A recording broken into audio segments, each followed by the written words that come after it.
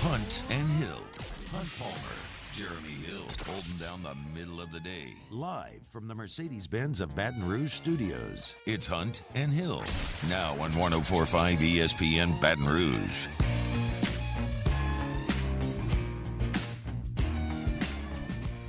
Welcome in, Hunt and Hill on a Thursday. I'm sitting here looking at my phone and didn't know we were on the air. So here we are.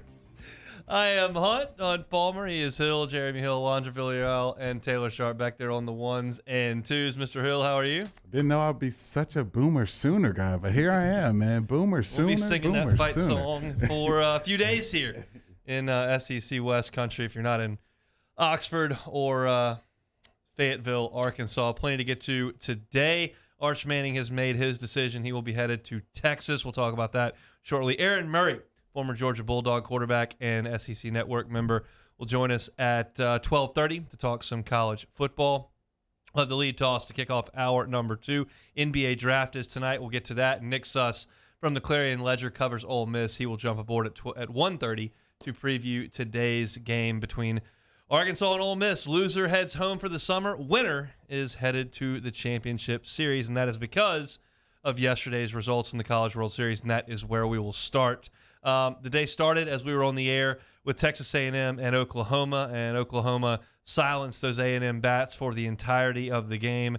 And the Aggies, as improbable run as it was, being picked as the 13th team in the SEC, year oneer Jim Schlossnagle, a team that didn't qualify for Hoover last year, earned the 5th national seed, stormed through their regional, won the super regional with ease, and got to the Final Four in Omaha. But their journey ends yesterday at the hands of Oklahoma, who is just playing awesome baseball to this point, and they end the Aggies season by the final score of 5-1, and it was a clinical outing from Oklahoma's starting pitcher, who shut down a really good lineup from start to finish, and Oklahoma jumped up early with a big 3-run homer, and A&M never really punched back. Sandin, the Sunday starter for OU, 7 innings, 5 hits, 1 run, struck out 12, and walked 1. Ryan Prager went for the Aggies, got tagged a little bit early.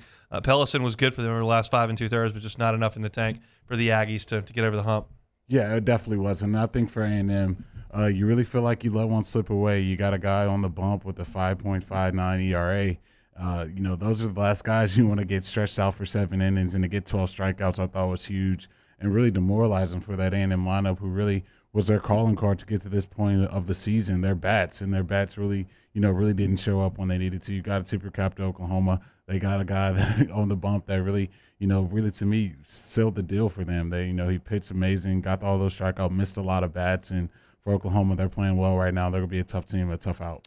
Look, any chance to poke fun at Texas A&M, I'm going to take full advantage of that, and I've got that ability now. As I was watching the Texags crew tweet following this and all that, and certainly LSU, lost in the championship series in 2017, and everybody's like, all right, good run, guys, appreciate it, hard work, hard fought, all that kind of stuff.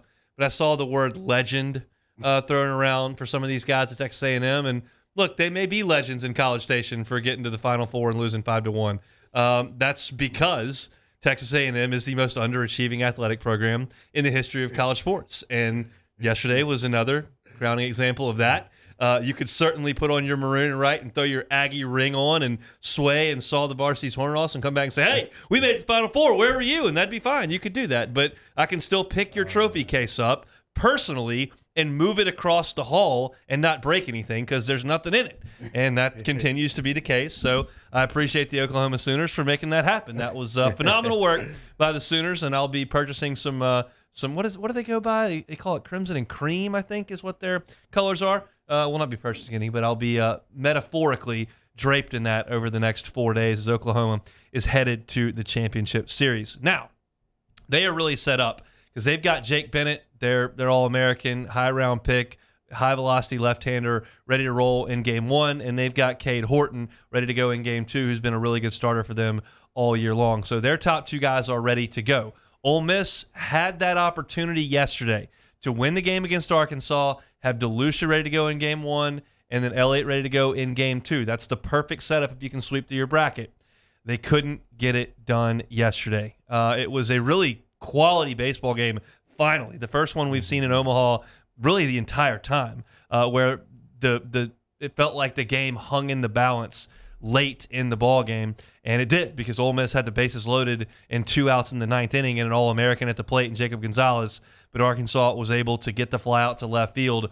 Ole Miss is one swing away from getting to the championship series with DeLucia and Elliott ready to go. Arkansas is headed home. Instead, you get the fly ball, and Arkansas advances to force a sudden death game today. Yeah, Arkansas did a great job battling that entire game. But like you said, a lot of games in Omaha this year, not a lot of good ones. This probably was the best one, going right down to the wire. And I thought for Arkansas, did a great job keeping their season alive. I thought Ole Miss battling late. Like you said, Gonzalez at the plate, popped it out to left field. But for Arkansas, this is a tricky team, man. They've done it a lot of ways. They've done it with their pitching. They've done it with their bats. And, those are the trickiest teams to kind of get out. Now Ole Miss is, in a tough spot, not in a catbird seat like they were before, but, another opportunity to go out there with a really good pitcher to win another game. We'll talk about that game here in a second, but to revisit yesterday, it was 1-1 in the top of the 5th, and Brady Slavens hit the longest home run in the history of that ballpark to center field. It was 107 miles per hour off the bat, went 440-plus feet to dead center field to give Arkansas a 2-1 lead, and Ole Miss couldn't figure out the Arkansas left-handers. It was just clinical what Arkansas staff was able to do against them, and they didn't really mount a threat at all. Arkansas did in the top of the 8th, looking to add to their lead. They get a leadoff double by Caden Wallace, then Turner singles to left field to make it 3-0. Then Arkansas decides to bunt, and it's a single. So you have first and second, nobody out with a 3-1 lead. They decide to bunt Robert Moore, which I didn't hate at the time, but it took a gutsy move from Mike Bianco on top of that, because Moore gets the bunt down to move the runners to second and third, and then you've got Battles coming up, who's a really good hitter, but they walk him, and then so Slavens comes up, they strike him out, and then Diggs struck out as well, and Ole Miss gets out just down 3-1. So what happens in the bottom of the 9th is Taylor's pitching. He's been cruising. Of course, it's Grant Taylor's brother, and he gives up a leadoff single. So Arkansas goes to Brady Tigert, and this is a huge storyline in this College World Series. Tigert comes in. He's been their freshman stud all year. Great stuff. He's actually from just outside of Oxford, Mississippi, out there against the home state team. He hits Chatagnier with the pitch. Then he hits Dunhurst with a pitch, and they pull him. We'll get back to Tigert in a second. But they go here, make a pitching change, and they go to Morris, Zach Morris, and he strikes out Leatherwood swinging.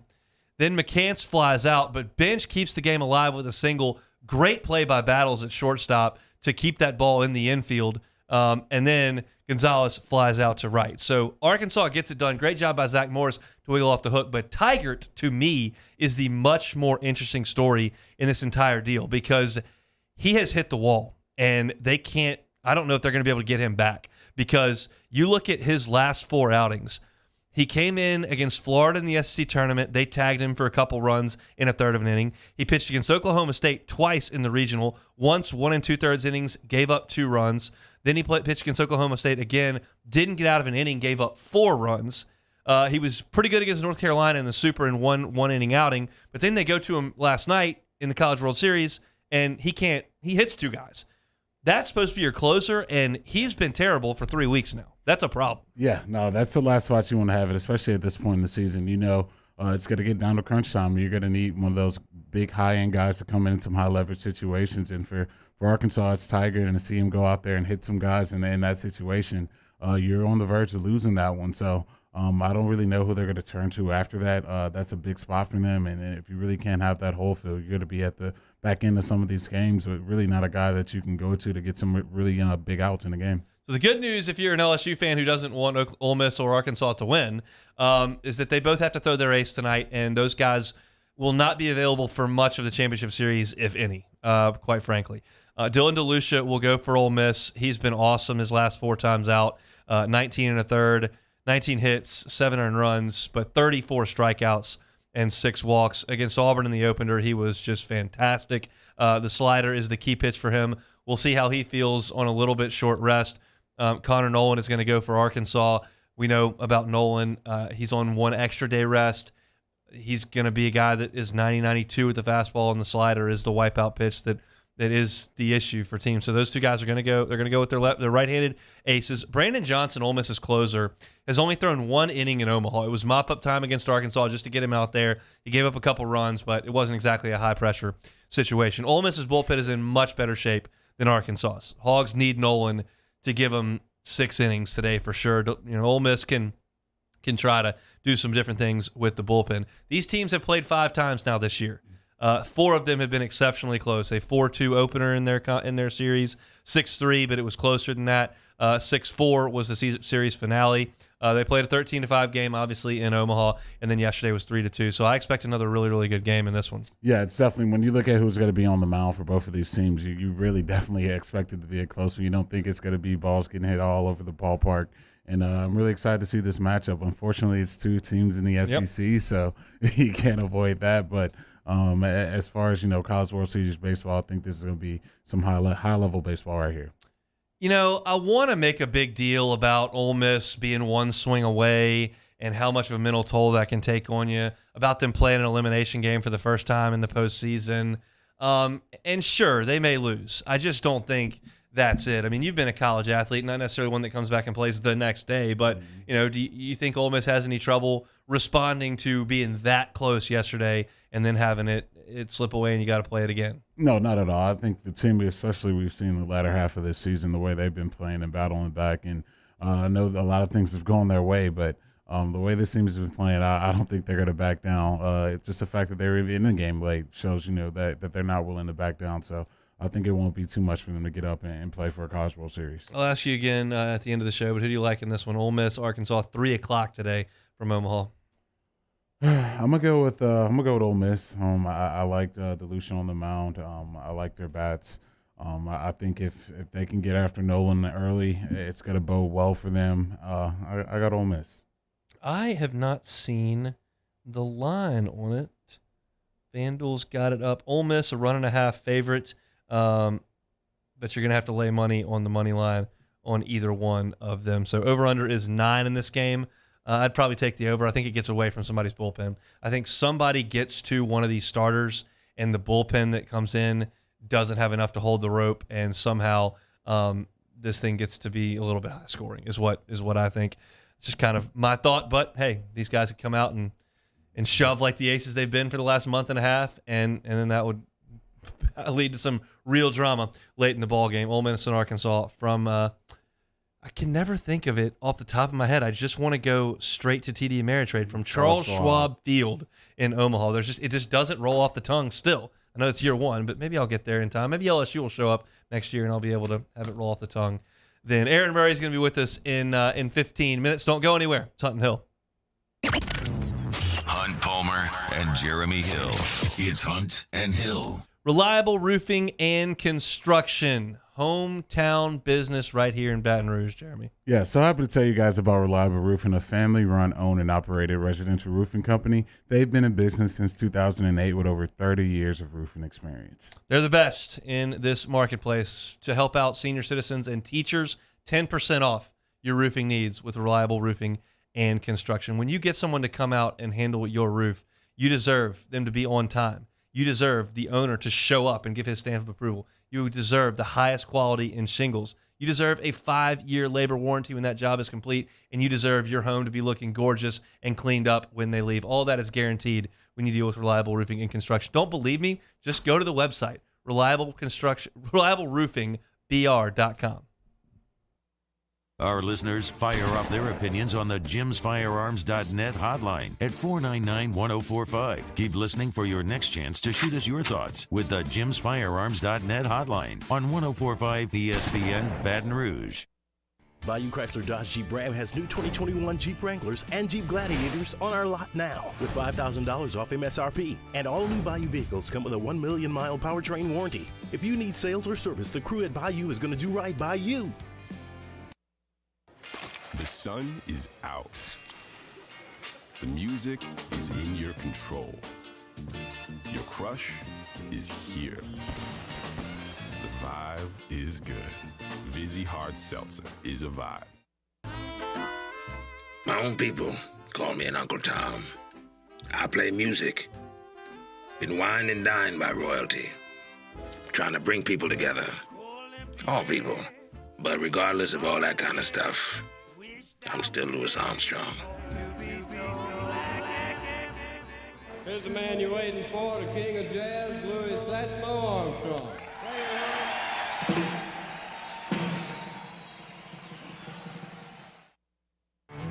There it is, the extra mile, on the border of expected and extraordinary for those willing to go further, like vans customized for work or play, with safety and tech to keep you connected, supported by a 5-star sales, service, and finance team, and backed by the 1-star you know. So go the extra mile. It's never crowded, because so few have what it takes to go there. Mercedes-Benz Vans. And this year, 2022, it's time to finally treat yourself. Bring your boat to the next level with front-to-back boat service. You want the latest and greatest marine technology? You want to go to the place that has not one, but 2 NMEA-certified techs. Family-owned and operated by the Sherman family for 30 years, front-to-back is the answer in Baton Rouge for all of your custom boat needs. So head to fronttobackboatservice.com or find them on Facebook, Front to Back Boat Service.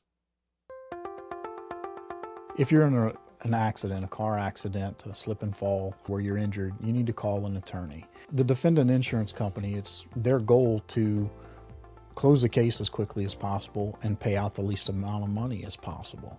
That's why it's important to call an attorney and call the law offices of O.C. Brown. At the law office of O.C. Brown, we're a family-owned firm. We want to be your law firm for a lifetime. At All-Star Toyota, you get it all. If you're in the market for an all-new Toyota vehicle, come see our friendly and knowledgeable sales team at All-Star Toyota. Located in Baton Rouge at the corner of Airline and Goodwood, we've been serving our community since 2005 by offering a large selection of new Toyota cars, trucks, and SUVs. Get behind the wheel of your dream car and take a test drive at All-Star Toyota today. ESPN and Guarantee Media bring you Drop Biscuit Studios. It's a southern home for storytellers. Visit dropbiscuit.com today and check out the trailer to our first original series, Pops, the Louis Armstrong story, starring Reno Wilson. Subscribe today.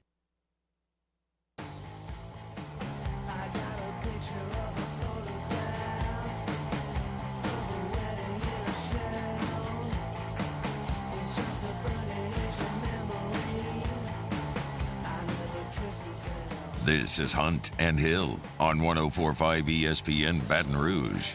Aaron Murray in 12 minutes from right now, talking some football, maybe talk a little bit of recruiting because his alma mater was in the running for the number 1 player in the country, and that race appears to be over. Arch Manning today, kind of a flex here. Guy's got like 18,000 followers on Twitter.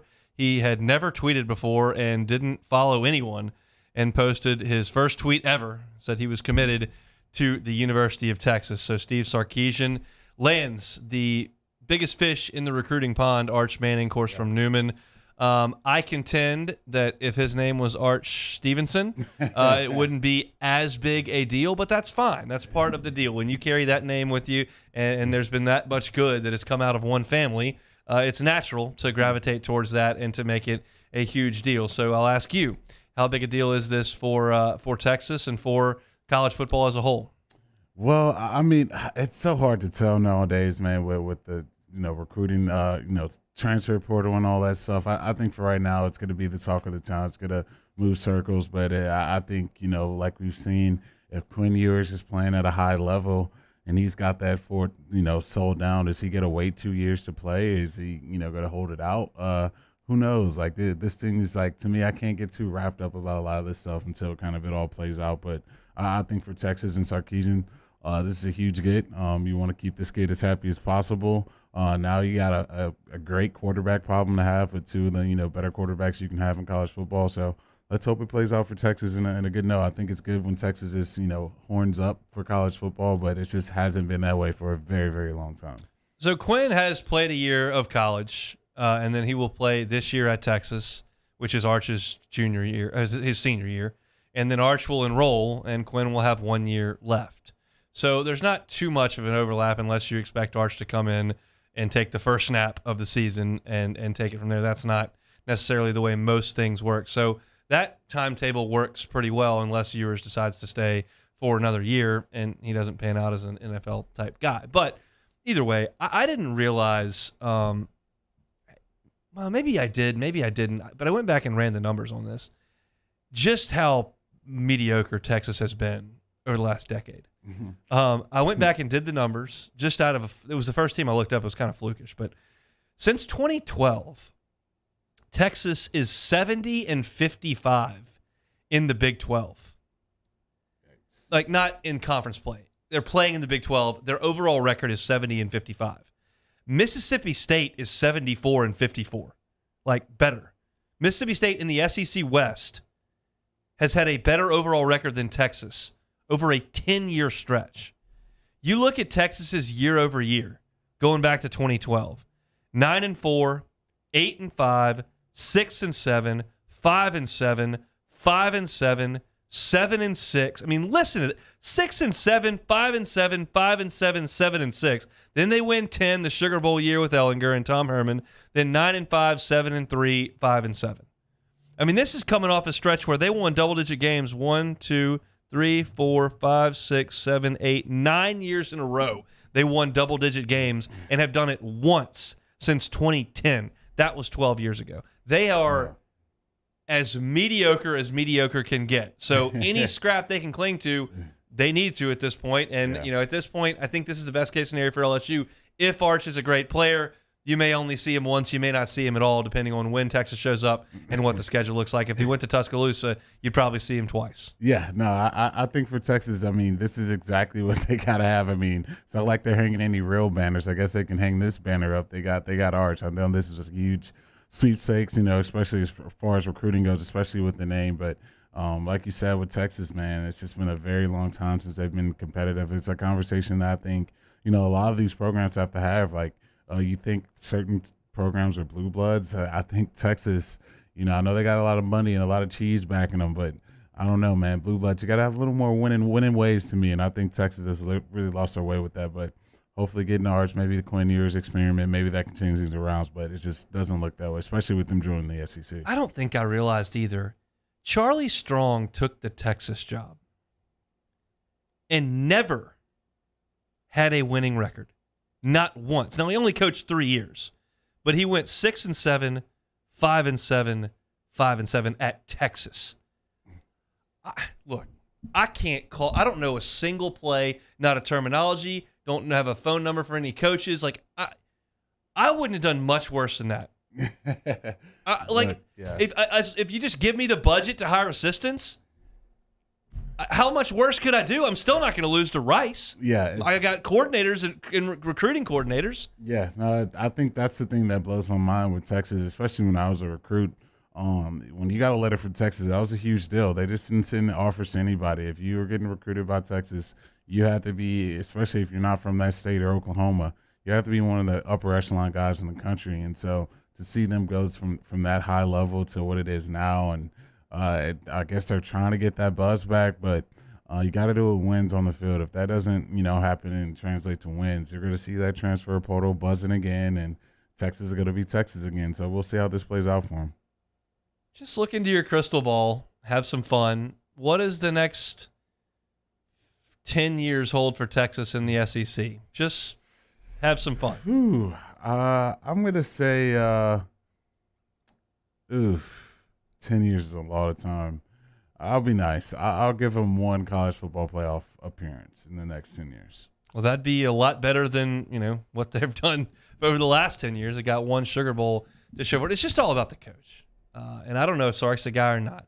But it's about the coach. Mississippi State can have Dan Mullen and put out a competent product, or they can have Sylvester Croom or Joe Moorhead, who, can't really do much of anything. You can have Ole Miss with the end of Houston Nutt, where it was just a total disaster, or you can have Lane Kiffin going to transfer portal, getting a quarterback and dialing up plays. Like, it's just, you just have to get the right guy. And Charlie Strong was the wrong guy. Tom Herman was the wrong guy. It ended up. Sark's first year was 5-7, and they lost to Kansas. So, we'll see what happens. But this is look, I think two things can be true.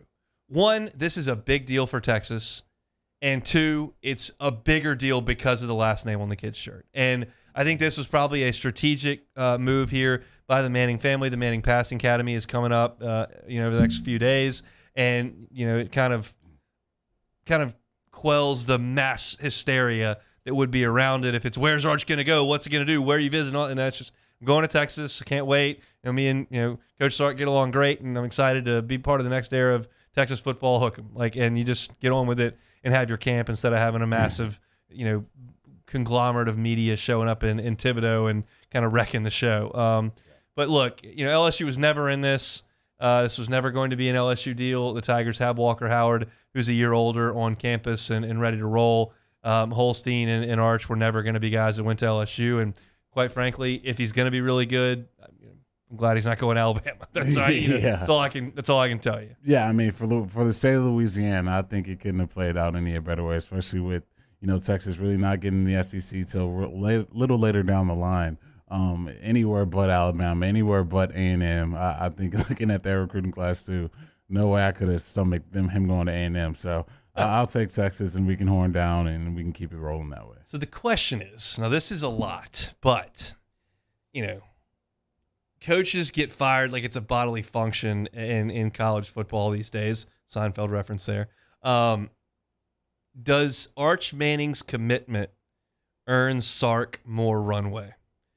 Because he was 5-7 last year, which I don't think anybody's ready to just, absolutely roast the guy. You're recruiting in a COVID world with dead periods. It's your first time in. Don't lose to Kansas, please. But it's your first year. Saban lost to ULM, whatever. You can make any kind of, proclamations you want. But even if they don't have a great year this year and they go 6-6, 7-4, whatever, however many games you play, is there still he got Arch coming, that's it. Can that play?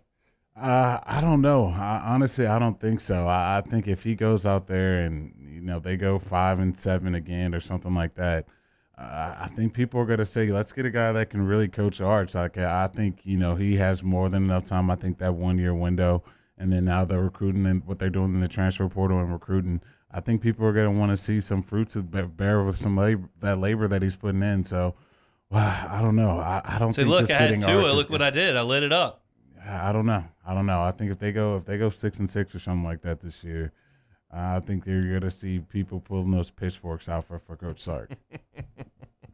Always fun in Texas. And the oil money, as we know, in College Station, Austin, it never really ends. So if you want to make a decision, you certainly can do that. But I think, I think there's something to the name, the cachet, the brand, and we'll see what kind of groundswell this brings them in recruiting. If a bunch of guys want to go play with Arch Manning for their 3 years, 4 years, whatever it is, and if he can kind of rally a class together, we'll see. Not something I don't think that we would have spent a ton of time on in November, but being that it is the summertime and Arch decides to make this commitment, I think something that we need to mention, but we'll see just how big a deal this is. Hopefully it doesn't impact the SEC very much, and he can go over there to Austin, and I never have to see him again. That'd be just fine with me.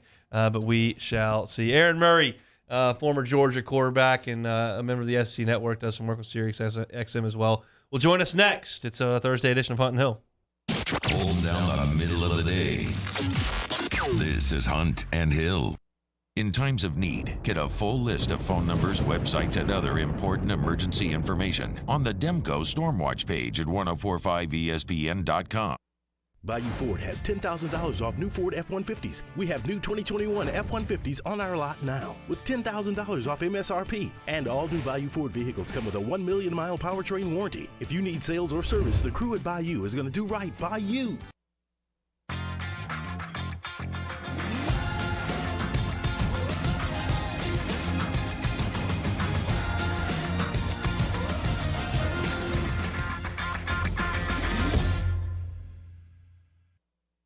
The best things in summer are unofficial.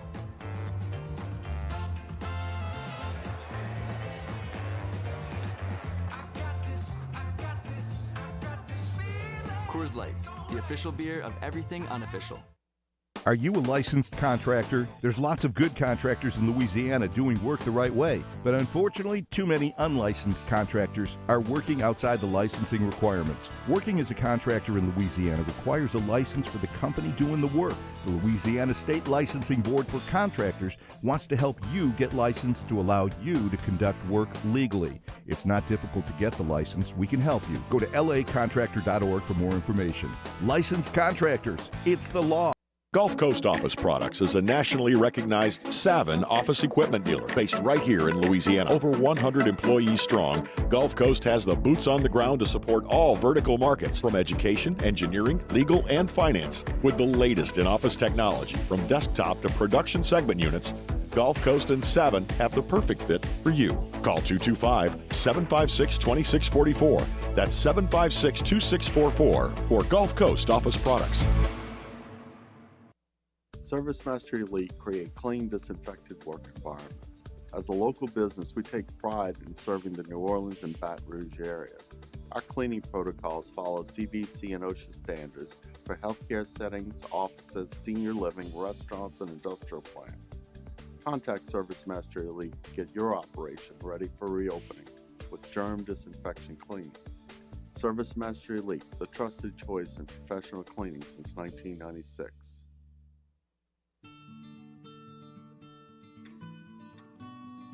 This is a house call. This is a follow-up appointment. This is a diabetes checkup.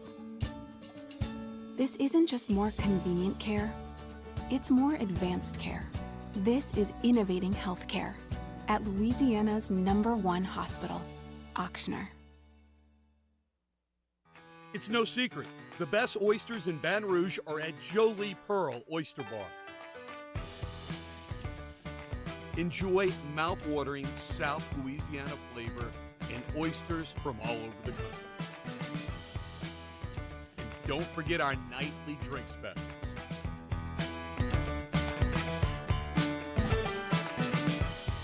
Jolie Pearl Oyster Bar, located in downtown Baton Rouge. Join 100.7 The Tiger and Our Lady of the Lake Ascension, Saturday, June 25th at the Lamar Dixon Expo Center in Gonzales. Enjoy live music from Ted Durr, Mike Broussard and the Night Train, and Jamie Badron and the Kickin' Cajuns. Make sure you grab a delicious plate of jambalaya from the Mike Ward's Liberty Safes Jambalaya Cook-Off to raise money for the Alzheimer's services of the capital area. The Swamp Pop Music Festival with Supreme Chevrolet. Louisiana's country station. 100.7 The Tiger. Gulf Coast Bank and Trust is giving our customers the power to bank anywhere, anytime during this challenging event. And we're right there with you. Our mobile banking app is a smart way to manage your money. For a Thursday edition of Early Line, as we start looking ahead to the weekend's action and recap last night's games from Omaha and the College World Series. Plus, we look ahead to the NBA Draft. Join us 2 to 3 p.m., 104.5 ESPN Baton Rouge.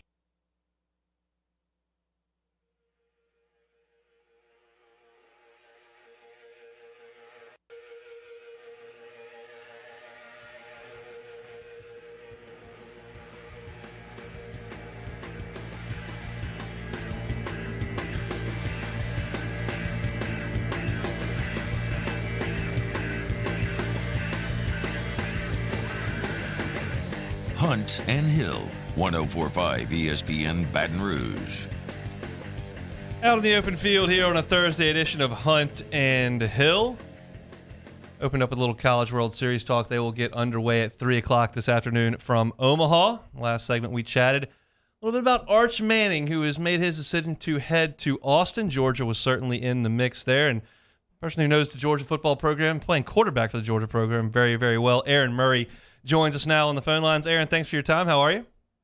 Man, what's going on? That was a little bit of a shock somewhat. I know it was down between Georgia and Texas, and a lot of my, obviously, Georgia faithful down here we're feeling pretty good. A lot of energy, a lot of excitement, especially the trips he made. And, you know, I got to see him and his dad at a spring practice and talk to him for a little bit. And, you know, they love Kirby and what he's building, and obviously the national championship. So, yeah, we were hoping.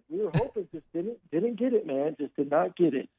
I had no idea. I didn't follow him on Twitter, but he had never tweeted before. He had like 18,000 followers, and this was his first ever tweet in an era of like, show me love this fan base, show me love that fan base. A high school kid with one tweet is kind of refreshing to me, I think. Oh my God, I absolutely love it. It's if you want to go for quarterbacks of this era that's won some national championships, look no further than my guy Stetson. I mean, had a dang foot phone, completely stayed away from social media for the entire season, just focused in on what he needed to do. And, I agree with you, man. This is a very much show me the money, give me love, hey, coach, make sure you tweet a picture of me. Hey, university, make sure you tweet a picture that I'm on campus and, let me get my followers up because then that's going to get me now opportunities to get more deals down the line. And, I give it to these kids. They are a lot more business savvy than I was back in the day. Obviously, without the social media, without the NIL opportunities, they're out there trying to build their brand, and they see the power of social media. So I give it to them. I mean, good for them. But I do love the fact that Arch is just focused on what he needs to do, and his first tweet was a shock that's going around everywhere pretty fast. So, Aaron, I've gotten to play football probably since I was 8 years old. I've never come across a head coach, or any coach for that matter, that didn't say a curse word. Is it true that Coach Rick, during your time at Georgia, just refused to curse you guys out? He may have dropped one inappropriate word in my 5 years at Georgia. I'm serious though. Everyone always asks me, is Coach Rick the guy that we think he is, the guy that, when you watch the interviews, when you watch him on the sidelines and, maybe meet him in public, and he's going to be on his best behavior. Like, is that who he is day in, day out? I'm like, man, that is exactly who Coach Rick is. And that's why I respect him so much. He treats everyone as equal. He treats everyone like you're a grown man. He's going to treat you like that. He's going to take care of you. He's going to help develop you both on and off the field. So, yeah, he's the best. Obviously, it's been tough to kind of see him and how fast the illness has hit him over the past 7-8 months, and obviously just praying for him and his family as they kind of go through what he's going through. So I have to ask, what y'all do to get him to say the inappropriate word? What did y'all do? Y'all had to do something. Yeah, I mean, I don't remember. I don't remember what exactly it was. I just remember everyone's face, like, wow. It's kind of like that moment. Like, my mom doesn't cuss. She never cussed. But she'll give you that stare of like, wow. And that just look says so much that even like my dad let him rip it into me. And that was kind of like when Coach Rick dropped whatever it was. All of us were like, wow, like we put him over the edge that bad that he said that. So that was kind of shocking. And obviously Coach Rick being Coach Rick, he immediately apologized for saying it. Like as soon as it came out of his mouth, you saw him, he like calmed down. He said, guys, I'm sorry for using that word. And then that was it. So it was kind of funny right afterwards that, he even knew that, man, I slipped up, got to make sure the guys know that, that was uncalled for. Aaron Murray, former Georgia quarterback, now with CBS Sports and Sirius XM, joins us here on Hunt and Hill. Aaron, I got to ask you, I was in the Georgia Dome covering the 2011 SEC championship game. Of course, that LSU team was so dominant all year long, and y'all really took it to them in the first quarter and change of that game. LSU didn't get a first down the entire first half, and it weren't for a couple of drops. That's a totally different first half. What were your memories of the first half of that game before it kind of got out of hand there in the second half? Well, the first thing I remember is we had, I think it may have been the first possession. I believe it was the first possession. LSU was playing a little bit of a quarters coverage. We had the perfectly, planned play for it. Tavares King was going to do a stop and go. So run 12 yards, show his numbers back to the quarterback, hopefully get that safety and cornerback who were essentially, when he went vertical, double teaming him to commit on the route. And then boom, he splits them and it ended up working perfectly. Tavares was wide open. I hit him. I'm like, oh my gosh, I'm about to score a touchdown. I think it was in the first series. And then somehow the Honey Badger from on the other side of the field makes a tackle, and we end up having to settle for a field goal. And, to not be able to get a touchdown and make that statement, right away. And obviously, him scoring the punt return, which I still say was not a touchdown because he fumbled the damn ball. But whatever, it was a touchdown. Obviously, that was a big change. And then, that defense was just so loaded, and they really came to life there in the second half and just shut us down. So, we had opportunities, like I said, in that first half to make a statement, and we just didn't, we didn't kind of extend the lead as far as we could have. We had a really good defense that year, and I think if we would have been able to be up 2 scores, possibly 3 there in the first half, if you take away that punt return for a touchdown, I think we would have felt really, really good heading into that second half. You played for some great Georgia teams. Of course, Stafford did as well. You go back to the David Green team. So many really good Georgia teams. What made this one different that got him over the hump to win a national championship? The defense. I mean, good Lord, that defense.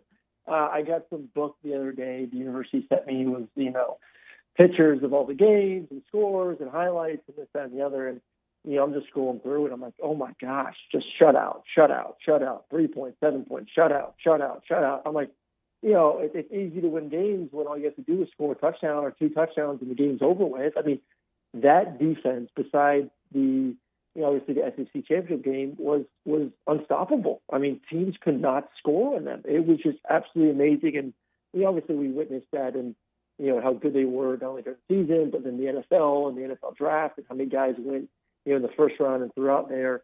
It was a very special group in an era where offense has kind of been dominating, and it's kind of the first one to score 50 points is going to win the game.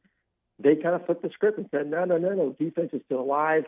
We can still prove that defense wins championships, and they were just loaded at all 3 levels. It was really fun to watch.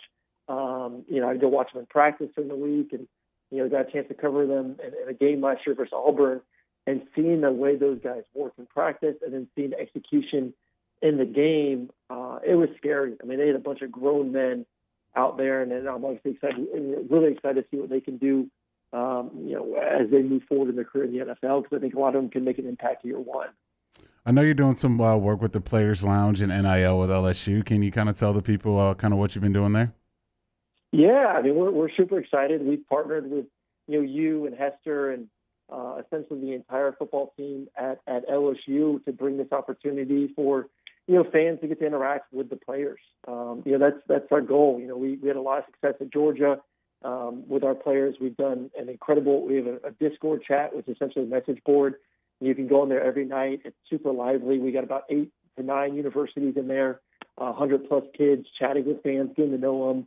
We're doing tailgates and golf tournaments, and we have a Madden tournament that we're going to be live streaming with a bunch of our players at Georgia here in a couple weeks. But if you want to get involved, obviously with this drop, we've called it the Bayou Cat Crew. We are doing a launch party at Walk-Ons this weekend, 2 to 5. These initial digital passes will be up for sale starting at noon on Saturday. We'll do somewhat of a pre-sale, so very limited launch this weekend, followed by the full launch on July 23rd. So, really excited. We pretty much have the entire football team signed up. The majority of them will be there at Walk-Ons on Saturday. So come hang out, have a good time, get to know them, and learn more about the project. Saturday, 2 to 5 at Walk-Ons right here in Baton Rouge. Aaron Murray, our guest here. Wanted to pick your brain a little bit about the upcoming season, if we could. Your thoughts on Georgia's ability this year to repeat and who their threats may be. Obviously, Alabama would qualify, I would think. Yeah, you look at the East, and the East will be better this year, but I think the Georgia has definitely separated themselves. I think defensively, it won't be as good as it was last year, but there's plenty of talent. I think Jalen Carter is one of the best players in the country. I think he's potentially a top 5 pick in the NFL draft. Obviously, you got Keeley and Chris Smith on the back end, and Kirby's recruited the defense so well. So, will it be as dominant as last year? No, but still, in my opinion, going to be, one of the top defenses in the SEC, one of the top defenses in the country. I'm excited to see what the offense can look like. Stetson, year 2 as a full-time starter, getting the reps that he needs. I think the receivers are going to be better with A.D. Mitchell and Ladd McConkey. The tight end room with Bowers and, obviously your guy Gilbert, who looked really darn good in the spring game, and Darnell Washington may be the most dominant position group in all of America. So I think the offense is going to have to pick up the slack. I think they have the weapons to do that with Monken and kind of what Stetson has weapon-wise on the outside. And go back, like I said, to the East. The East is is going to be better. Kentucky with Will Levis will be very competitive once again this year. Tennessee with Hendon Hooker, I think, can take a step forward in Heupel's second year. Florida's a question mark to me. We'll see what they look like. A lot depends on, can Anthony Richardson take that next step? Can he stay healthy? They have talent. They're going to be competitive. Missouri, and we'll see. I'm a little bit sad that they lost Bazelak in transfer. I thought he was a guy that could be a superstar in this league. Had a lack of weapons on the outside last year, and then obviously was banged up himself. Vandy's Vandy. So overall, like I said, the East is it's good. It will be better. South Carolina will be better, but still not to the level that Georgia is right now. So I think they handle that side of the conference. And as you guys know, the West is the best division in all of college football. From Alabama to A&M to LSU to what Ole Miss and Mississippi State are doing, and it is absolutely a gauntlet on that side of the SEC. It's going to be a lot of fun. It's going to be super competitive. I'm anxious to see what you guys look like. I think with Brian Kelly there, who, in my opinion, is one of the best coaches in America, with Keyshawn back and John and the BJ and some of the guys they have on defense. I think it's a team that, to me, could have the biggest jump of anyone in the SEC. 6 wins last year, I believe. I would not be surprised if LSU's creep at 9, possibly 10 wins and super competitive in the SEC this upcoming season. He's at Aaron Murray 11 on Twitter. Come out to walk-ons on Saturday to learn more about the Players Lounge. Aaron, thanks so much for your time. We'll do it again soon. All right, guys. Have a great one. Thanks, Aaron. Aaron Murray, former Georgia Bulldog quarterback. We'll come back, close out hour number 1 next. It's Hunt and Hill. 104.5 ESPN Baton Rouge with Hunt and Hill. LWCC is here to elevate and celebrate their champions of Louisiana. LWCC is a champion of Louisiana, but they're here to highlight some of the great success stories and people here in our great state. And this month, all month long, we've been telling you about Four Sisters Rice. Yeah, so I would tell you guys about Four Sisters Rice. Four Sisters Rice is taking a little grain and making a big difference in the world. They're located in Mer Rouge, Louisiana. This family-owned rice company has been an economic driver in their region since their father founded the Kennedy Rice Mill. The Four Sisters launched a company to provide good food to families across Louisiana and beyond. Food is more than what you put on a plate. It nourishes your soul. The Four Sisters are changing the face of agriculture with 4 female owners and open up the possibility for future female farmers. The Champions of Louisiana, they're individuals, nonprofits, companies that are working to celebrate and elevate Louisiana. If you have someone in mind, some entity in mind that you'd like to nominate, go over to lwcc.com/Louisiana Loyal and nominate them so we can tell their great story here, and LWCC can celebrate and elevate these great people in our great state. LWCC is Louisiana Loyal. Our listeners fire off their opinions on the jimsfirearms.net hotline at 499-1045. Keep listening for your next chance to shoot us your thoughts with the jimsfirearms.net hotline on 104.5 ESPN Baton Rouge.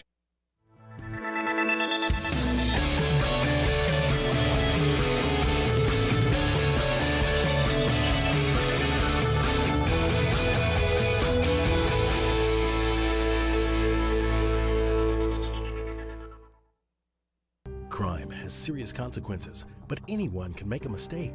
If you find yourself in trouble with the law, know that you have rights, and it's okay to demand them. The law offices of O.C. Brown are here to protect you and your rights. Felony or misdemeanor, DUI or drug charge. No matter what crime you're accused of, you still have rights. Let the law offices of O.C. Brown uphold them. Call 225-343-1111. Your law firm for a lifetime.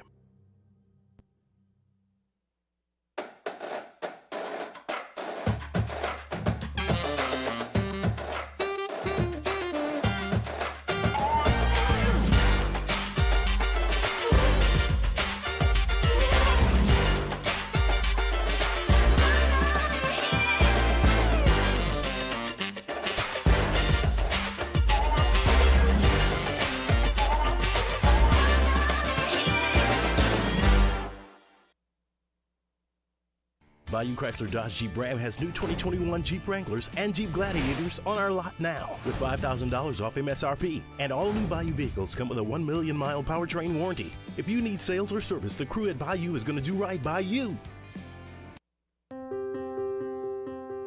This isn't just another day. It's so much more.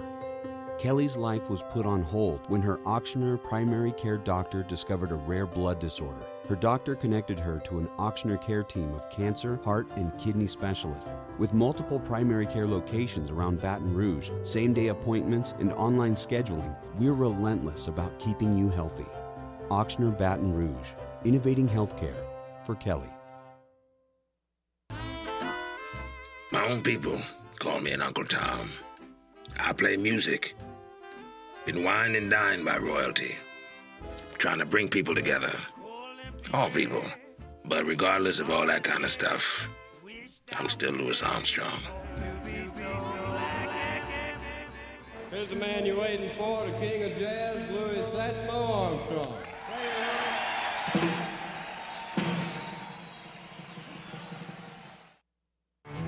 There it is, the extra mile. On the border of expected and extraordinary for those willing to go further. Like vans customized for work or play. With safety and tech to keep you connected. Supported by a 5-star sales, service, and finance team. And backed by the 1-star you know. So go the extra mile. It's never crowded because so few. Moscona inviting you to join us for Thursday's AFR, presented by the Aesthetic Medicine and Anti-Aging Clinics of Louisiana. I'm out. Leah Vann of The Advocate will be here talking LSU baseball roster and previewing the NBA draft 3 to 6, 104.5 ESPN Baton Rouge.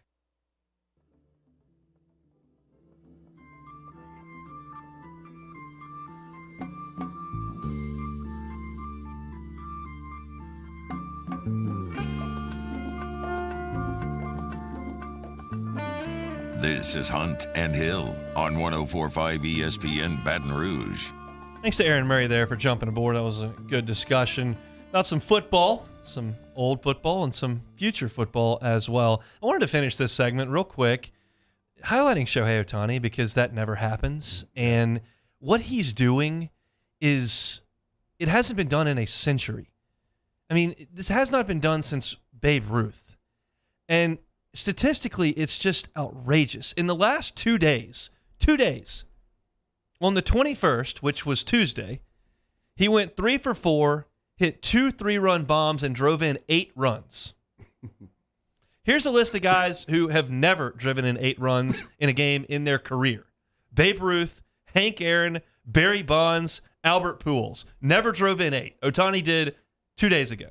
Then the next day, he got the ball, started on the mound, went 8 innings of 2-hit baseball, no runs, 13 Ks. A list of pitchers who never struck out 13 in a game, if you want it. Catfish Hunter, Jack Morris, Lefty Grove, Tom Glavine. He did these on consecutive days. Now, shout out to Paul Hembekides, Hembo on ESPN, from ESPN, the stats guy who tweeted that out. I wasn't going to go look it up. But, I mean, look, I know he plays in Anaheim, so it's 9 o'clock our time. It's 10 o'clock at night on the East before he ever sets foot on the field most of the time. And I realize that he doesn't speak English, which is a tough market. Look, I'm blown away at guys who speak 2 languages well, and he does speak English, but not maybe in the way that you would be able to market yourself very well verbally. You asked me to go over and speak any word in anyone else's language, I couldn't do anything. So I'm shocked that they can communicate in a second language. Anyone who comes over here, I think it's incredible. But it's a little bit of a tough sell. But Major League Baseball is not doing a good enough job with him. This, if it was the NBA, would lead every sports center. It would be on every commercial. If this was the NFL, we'd be going nuts. And I feel like no one's really paying attention to what this guy's doing. He's one of the best in the league at both. Yeah. That's insane. Yeah, no, I don't think you'll ever see anything like him, especially in modern-day baseball, to see a guy doing that day-to-day and playing to that level. I think, you can see a guy try to do it, but to do it at this level, hit the amount of home runs he's been hitting to start off his career, and then pitch the way he has to be an MVP and a Cy Young candidate in the same year, I think it's just crazy. But that's exactly what Shohei's doing, so he deserves all the flowers. He's a phenomenal baseball player, and I don't think we'll ever see anyone like him again. Truly, since Babe Ruth, we have not seen anybody that could do this. We've seen some pitchers that could step up there and hit a homer here and there. This guy hit 40 last year. He started the All-Star game and hit 3rd in the same All-Star game. I mean, this guy in any other sport would be absolutely front-page news almost every single day, and he's just not. And it's a tragedy that the Angels will have cycled through Albert Pujols and more specifically Mike Trout and Shohei Ohtani and don't have anything in the playoffs to show for it. Just absolute malpractice by that entire organization to not be able to get it in gear with some of the greatest talents ever. Mike Trout's going to go down as a top 10 player in the history of baseball. Ohtani is a unicorn in today's game. Hasn't been done since Babe Ruth, and they're not any good. It's unbelievable that this has been able to go on in Anaheim. It's something. But if you get a chance, maybe catch some highlights or watch an Angels game, Ohtani's something else. He's hitting 460-foot homers and throwing 98 miles an hour. He's amazing. We'll come back in hour number 2, have some draft talk. We'll talk College World Series as well. And Jeremy will crank things up with the lead toss. We'll be back after this top of the hour timeout. You're listening to Hunt and Hill. Hunt Palmer and Jeremy Hill. It's Hunt and Hill. There it is, the extra mile. On the border of expected and extraordinary for those willing to go further. Like vans customized for work or play. With safety and tech to keep you connected. Supported by a 5-star sales, service, and finance team. And backed by the 1-star you know. So go the extra mile. It's never crowded because so few have what it takes to go there. Mercedes-Benz Vans.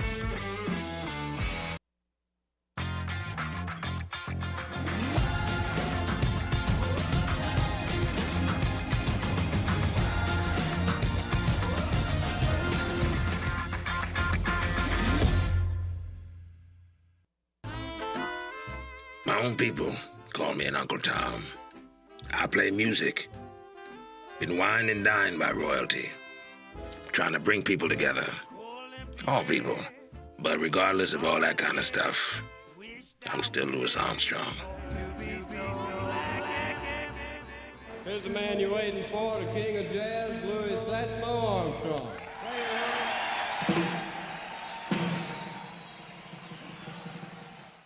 And this year, 2022, it's time to finally treat yourself. Bring your boat to the next level with front-to-back boat service. You want the latest and greatest marine technology? You want to go to the place that has not one, but 2 NMEA-certified techs.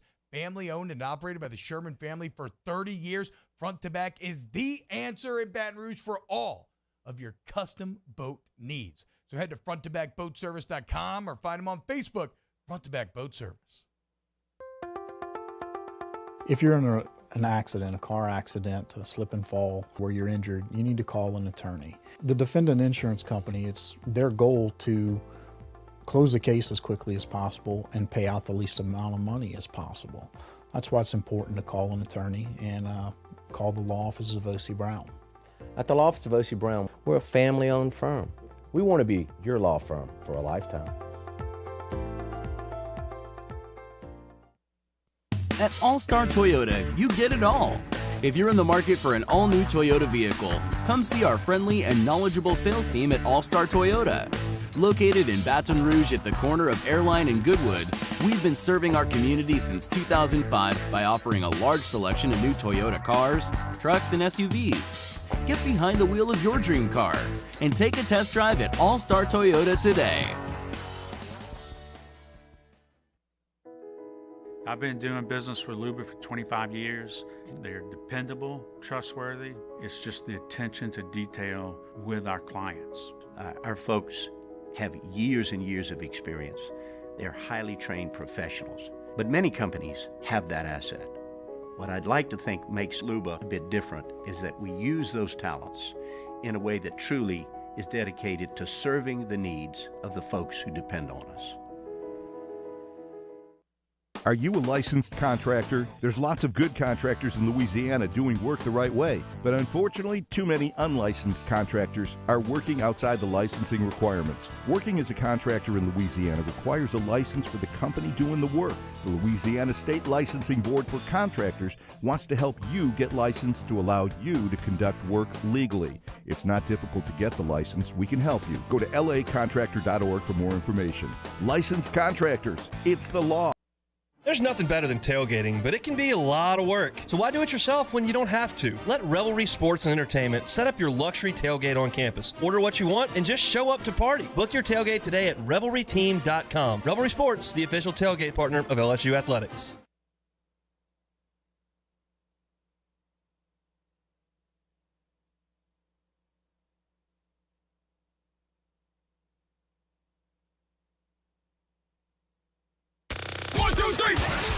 Hunt and Hill. Hunt Palmer, Jeremy Hill, holding down the middle of the day. Live from the Mercedes-Benz of Baton Rouge studio, it's Hunt and Hill.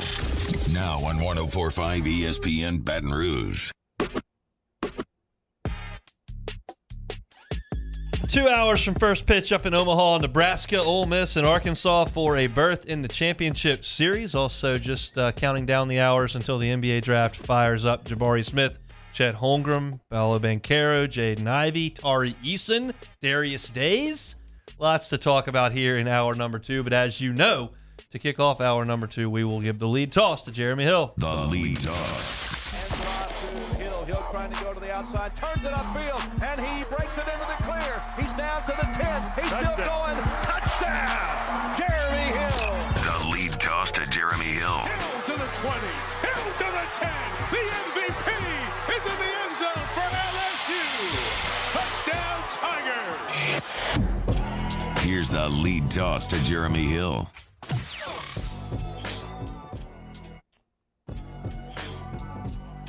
So with the NBA draft going on tonight, I thought it'd be a great exercise to kind of take a deep, direct look at exactly where the New Orleans Pelicans are in the draft. And the city of New Orleans is no stranger to curses. And I think there's something cursed about this 8th pick that the Pels have. And so today I did some research on it, and I looked back and I looked to see kind of, where at this pick is probably you're getting the bang for your buck. It's a lottery pick. You should be able to, swing something back that can really, change your franchise and really help your franchise. But really taking a deeper look at it, that has not been the case the past 20 years in the NBA. And I think looking at that 8th overall pick in the draft, there has not been one all-star from that pick in the last 20 seasons, which I think is very, very alarming. And you look at, some of the more notable guys that have been picked 8th overall, guys like Jamal Crawford, guys like Rudy Gay, guys like Channing Frye, even Kendavius Caldwell-Pope, who's an SEC guy, Georgia guy. But those guys haven't been all-stars, all-NBA guys, and picks that really change a franchise. So kind of when I look at it, I'm kind of getting the sense that the Pels will probably move down. What are your thoughts on the 8th overall pick?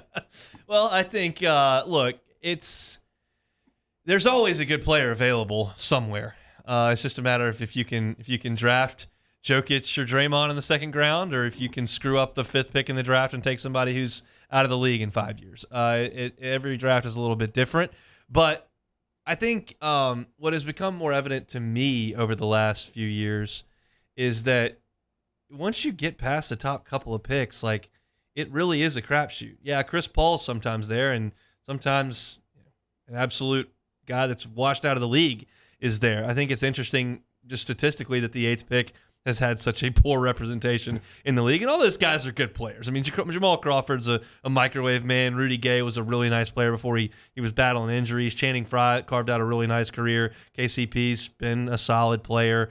But, yeah, it hadn't produced any stars, that's for sure. And the thought was when the Pelicans got into the lottery when the Lakers fell out, that, man, if they could get up there in like the top 3, they could change the whole. They could be not a dynasty, but a force for the next 5 years. And now you back up to 8, and you got to kind of temper your expectations a little bit. Yeah, and that's exactly what my next point is going to be. I think you look at over those, the last 20 years, and you look at most of those picks at 8, you're getting more guys like Brandon Wright and guys like Nick Stauskas and guys like Stanley Johnson, guys like Joe Alexander, who I'm sure most people don't even know who that is. Yeah, I can't tell you I know who Joe Alexander is. Exactly. Jordan Hill, just guys like that. And so I think to me in a sport, where there's only 10 guys on the court at all times, and you can get that one guy that's better than everyone else, it can really change the face of your franchise. And you've seen teams, over the time, get those top 10 lottery picks. They go the other direction, and it sets you back. And so I kind of looked at some of the teams who had some really prime time spots in the top 10 They went other directions, and their franchise hasn't really looked back since. And so, to me, one of the bigger ones is James Harden, who is an MVP. The Grizzlies took Hasheem to beat over James Harden, which I don't think was a great idea for them. So, I got a story about Hasheem Thabeet. Look, I came down here. That was my freshman year at LSU. He was at UConn, and they came here to play. And it was the year after the Final Four, and game day came, and it was UConn versus LSU. And I drove down from Shreveport to come to game day and the game, and then drove back the next day. And I can just remember a sign that said, "The beat down on the Bayou." It was the game day sign that I think was like won the award or whatever. And LSU ended up winning that game. That was so nuts that LSU goes to the Final Four my senior year in high school. I show up on the schedule that year: UConn, Texas A&M, Florida, and somebody else that was good. And LSU won all those games that year and did not make the NIT. Like it just didn't come back for the Fighting Tigers that year. Yeah, Hasheem, man, look, he really tall, but as far as skill-wise and being a big, I don't know if that's probably the best. So, I mean, it goes on and on. I think the biggest one to me is that the Timberwolves, they had 2 chances to draft Steph Curry in the top 10. They passed up on him twice. And so you can go on and on with a lot of these teams. I think Darko Milicic, when you got D. Wade, Carmelo Anthony, and Chris Bosh, you take Darko over those guys. So, you do those things. You look at some of these franchises, the Pistons, the T-Wolves. They continually don't make deep playoff runs. So you continue to screw these picks up. It really sets you back. So I think for me, I would love to see the Pels kind of move back a little bit. Probably get a little bit more bang for your buck. Maybe get a guy that's more ascendant, because I think you kind of look at more recent NBA history. I think you kind of get a little more bang for your buck past 8. It's just something about that 8th pick, man. I think the Pels would probably move back. What do you think they should do? Look, we talked to Sharif yesterday, and basically in my prep for this draft, every single mock draft I look at starts the Pelicans with some version of they don't have any glaring needs. They don't have any glaring weaknesses. There's nothing they have to have. There's no piece they're specifically missing. So they can kind of do whatever they want, whether it's draft a way high upside kid that's 18, 19 years old, whether it's take someone that you might stash, which at that point in the draft at 8, probably not, obviously, but you don't have to have a shooter. You don't have to have a big. You're not desperately missing a point guard. I think any of those things would be good, but they can kind of do whatever they want. So they can kind of put their board together. And if there's someone that they've got rated high, they can back up 3 or 4 spots because somebody's desperate to move up for a piece they do think they need. I'm all for moving back a little bit. But the other piece of me says, look, you've got the 8th pick in the draft. You don't think you're going to be picking this high anytime soon because you've got the basis of a solid foundation of a nice run you're going to go on here. Go get the best player on the board and put him on the roster. Unless you think you're going to get a really nice veteran piece that you can already count on for next year's team, and you can add somebody 2-3 picks later, sure, that's fine. But, man, there's somebody there that you really like, go get them. Yeah, and I think for the Pels, that's going to be the tricky situation with this year, especially with, you look at all the mock drafts, like you said, there's some different version of some different direction that the Pels can go in. So I think that means if you fall in love with a guy, there's a great chance he's probably going to be there a few picks later. So maybe you can get, a future first-round pick for next year. Maybe, who knows, maybe you can get an extra first-round pick for this year, depending on how much a team wants to get into that top 10. But I just think whatever guy they probably fall in love with there, I think there's going to be a world where, they can probably, take that pick, a little further down. And you kind of just look at the more recent, NBA history of guys, getting drafted a little bit down outside of that top 8, top 9 range. Devin Booker is the name that I think of at 15. Giannis went at 15. Paul George at 10. Kawhi Leonard went at 15. So there's talent in that area if you can find a guy who wants to get better in ascend. And I think that's probably, for me, if I'm the Pels, that's probably the direction I would go in. I like the 2 Big Ten guys and AJ Griffin. AJ Griffin is long. He's like the youngest player in the draft, I think. He's one of the youngest players in the draft. So he's a really good shooter. He comes from a great program. He produced at a high level at Duke. I love him. I realize they've got a lot of Duke guys there, so maybe not. But I also, at that spot, think Johnny Davis is a very safe pick. I think he's going to shoot it well. I think he's going to score. Is he going to be an all-star? Maybe not. But I think he's going to be a really good player. And I like Keegan Murray as well from Iowa. Look, I'll be very forthright. I'm a better college basketball guy than I am an NBA guy. That's been well documented here. But I watch those guys play, and I love the way that they play. So I love those two guys. I think you were talking about some guys there. And once upon a time, if you were an NBA fan and your team drafted an overseas player that had grainy highlight tape, they had to bring in Frashilla to try to give you a breakdown on it. You're like, oh, well, if he's not Dirk, who cares? Now all of a sudden, if your team drafts one of these guys, you're like, wait a second. I'm looking around at Giannis and Luka and Jokic and all these. I mean, the guys are taking the league over. Yeah. And they're winning MVPs. They're putting playoff teams on their back. They're winning championships. It wasn't earth-shattering that there was really good basketball elsewhere, but it's kind of a letdown when there's Duke, Kentucky, Kansas, and Ohio State players right there on the board, and you take the guy who looks like he's playing against 8th graders over in wherever. That's and now you're like, whoa, wait a second. Yeah. These guys can really go. Yeah, no, and I still laugh when the Knicks took Kristaps Porzingis, and there were so many people booing. Probably not the peak that we thought, but I think definitely a great rookie year compared to the boos he was getting on draft night, and that's simply because people couldn't pronounce his name. But yeah, I think the way the NBA is progressing right now, you're seeing a lot of guys internationally who are really making a huge impact really fairly early on. So. A lot of talent over there. So I think you'll definitely see some guys in the top 10 from overseas in this draft. All right, I'm excited to take a look at the top part of this draft. We'll give our best player on the board. We'll give our surefire all-star pick on the board. And we'll talk a little bit about Tari Eason and Darius Days. Do those guys fit in tonight and where? That's next on Hunt and Hill. 104.5 ESPN Baton Rouge with Hunt and Hill. I know y'all have been reaching out because football season's coming. We had a good call with Revelry Team yesterday, and phones are ringing. If you want to get a turnkey tailgate set up during this football season or all season long, RevelryTeam.com is where Revelry Tailgating is located. They've got spots 3 blocks from Tiger Stadium. It's walking distance, and they can do it all for you, Jeremy. Yeah, so happy to tell you about full-service turnkey tailgating with Revelry in their standard package, which holds 25 to 30 people in capacity. It's a 10 by 20 high-peak tent. They have 3 coolers with all-day ice service, electricity hookups, all-day concierge with bellhop service. They have all-day trash service, and they also do a post-tailgate cleanup. God, trash is such a beast. If you're trying to pay attention to your own space, you're trying to pick up, you don't have to do that if you get Revelry involved. They will handle your trash pickup. They will handle your ice. They will handle your cleanup. They'll handle your televisions. They'll do it all. If you want to do the cooking, you can do that as well. If you'd rather them cater it, you pay for that as well. Check out their season-long packages. Check out their premium packages, which are really, really exciting. It's a really cool deal. If you want to do your whole deal for tailgating, you can be that guy. Make LSU great. But if you'd rather show up, enjoy your time, and then head into the game and not worry about it after, you can do that as well. RevelryTeam.com. In times of need, get a full list of phone numbers, websites, and other important emergency information on the Demco Stormwatch page at 1045ESPN.com.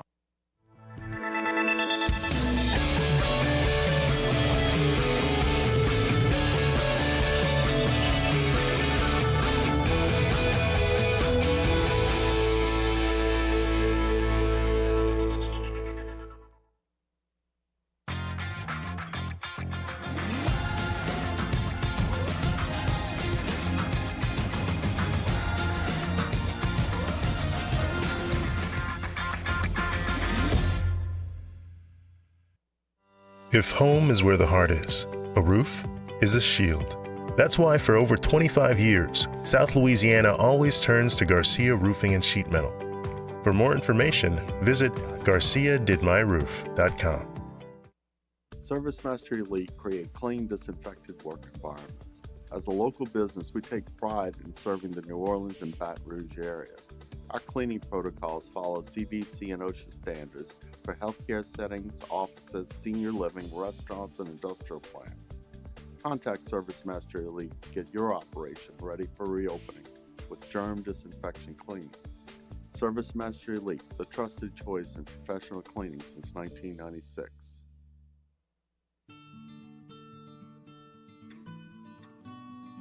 This is a house call. This is a follow-up appointment. This is a diabetes checkup. This isn't just more convenient care, it's more advanced care. This is innovating healthcare at Louisiana's #1 hospital, Ochsner. It's no secret. The best oysters in Baton Rouge are at Jolie Pearl Oyster Bar. Enjoy mouth-watering South Louisiana flavor and oysters from all over the country. And don't forget our nightly drink specials.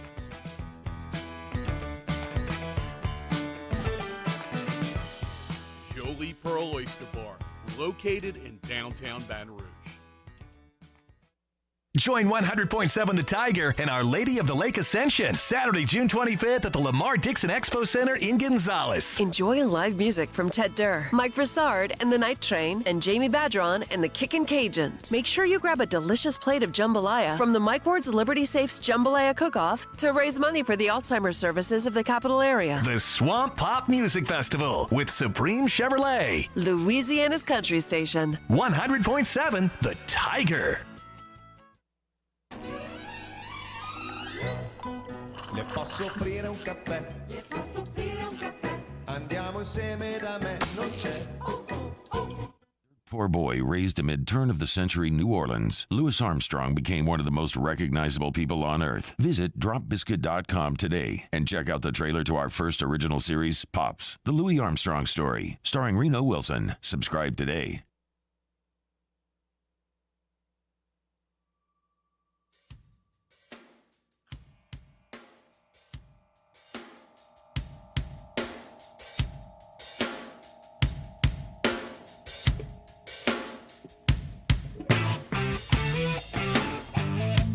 This is Hunt and Hill on 104.5 ESPN Baton Rouge. Did you see what Bruce Pearl had to say about Chet Holmgren? No, I did not. Well, you're about to. So obviously Bruce has a dog in the fight here, a dog in the hunt, whatever it may be. He's got Jabari Smith, who he would like to be the #1 pick in the draft, and Chet Holmgren is certainly in the mix for the #1 pick. Pearl on Chet Holmgren said, Chet's intriguing, but so is Sean Bradley, who was the #2 pick in the 93 draft. He continued, the NBA stands for no boys allowed, and that body scares me. It just does. He goes knee to knee with the wrong guy, and he could get broken in half. Therefore, at the very top of the draft, I think I got to go with someone I know, not what could potentially be what someone could someday be. How about that, Sean Bradley? Whew, yeah, that's not too much love for my boy Chet, but yeah, I kind of can't disagree with him. I think Jabari should be the #1 pick. So yeah, you gotta cheer for your guy. But yeah, he's taking some blows at my boy Chet, man. And my boy's trying to eat. He said he's trying to gain some weight. So let's see. I don't know how likely that is. So bring him down here. I'll show him my Baton Rouge plan from 06 to 2010, where we threw in about 60, and we'll figure it out for Chet if we need to. Look. Who's the safest pick in this draft? The guy that you think you're the most confident is going to be a 20-point-per-game guy and a very potential all-star? Yeah, I think Jabari. I think you watch Jabari play.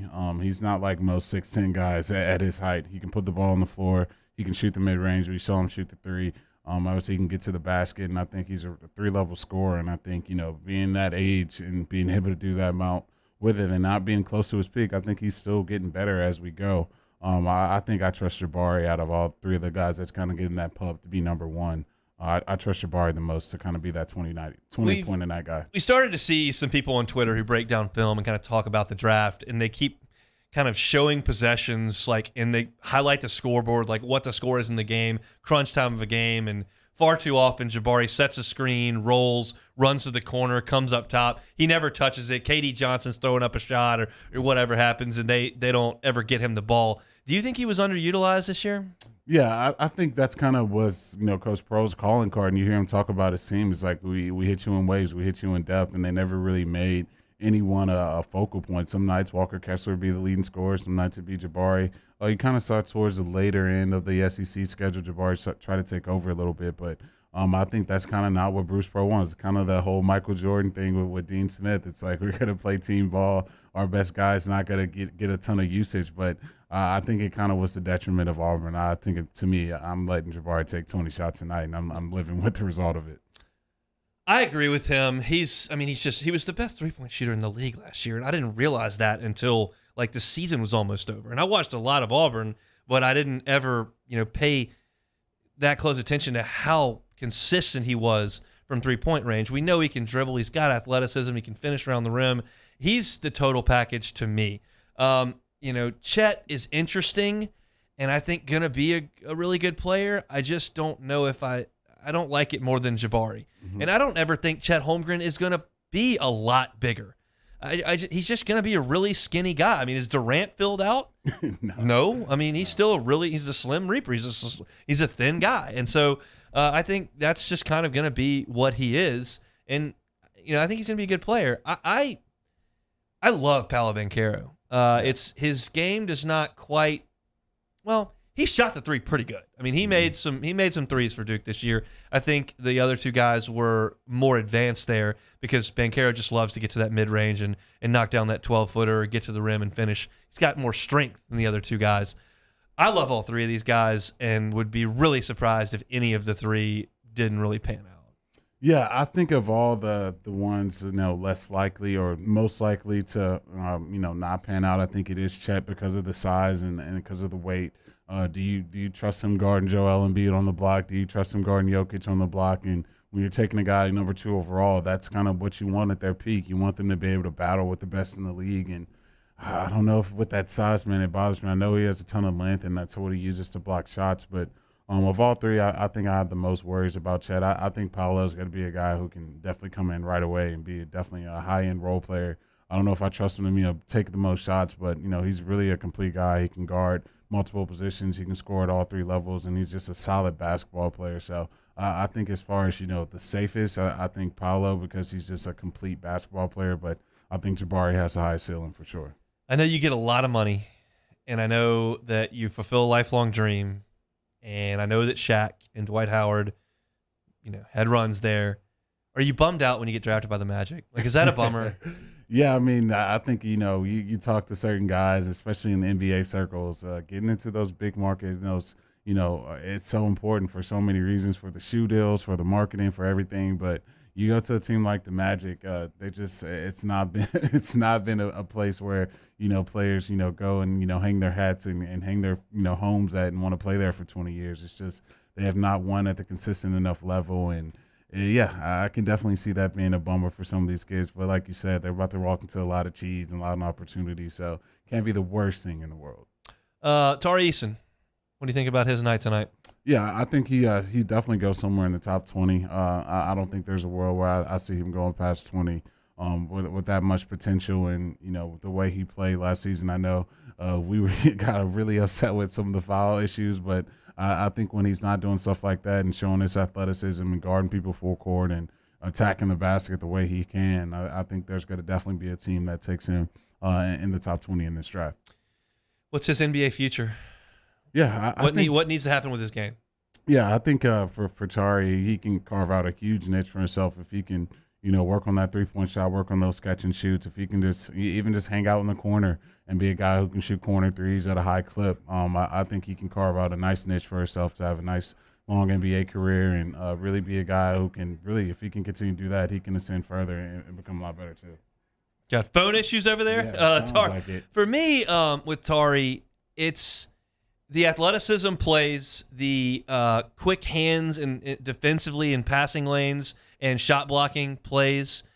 He caught it and shot it very well at the end of the year. It wasn't something he did a lot early on, but he did knock down a really strong percentage of threes down the stretch.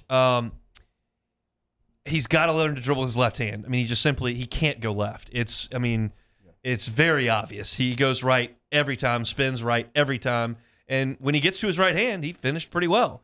But he's got every bit of athleticism and size and strength and quickness to play at the NBA level in that open floor. But can he be effective scoring when you just simply have to go one way? I don't think that's very good. But it's something you can work on for sure. And an easy thing really to work on.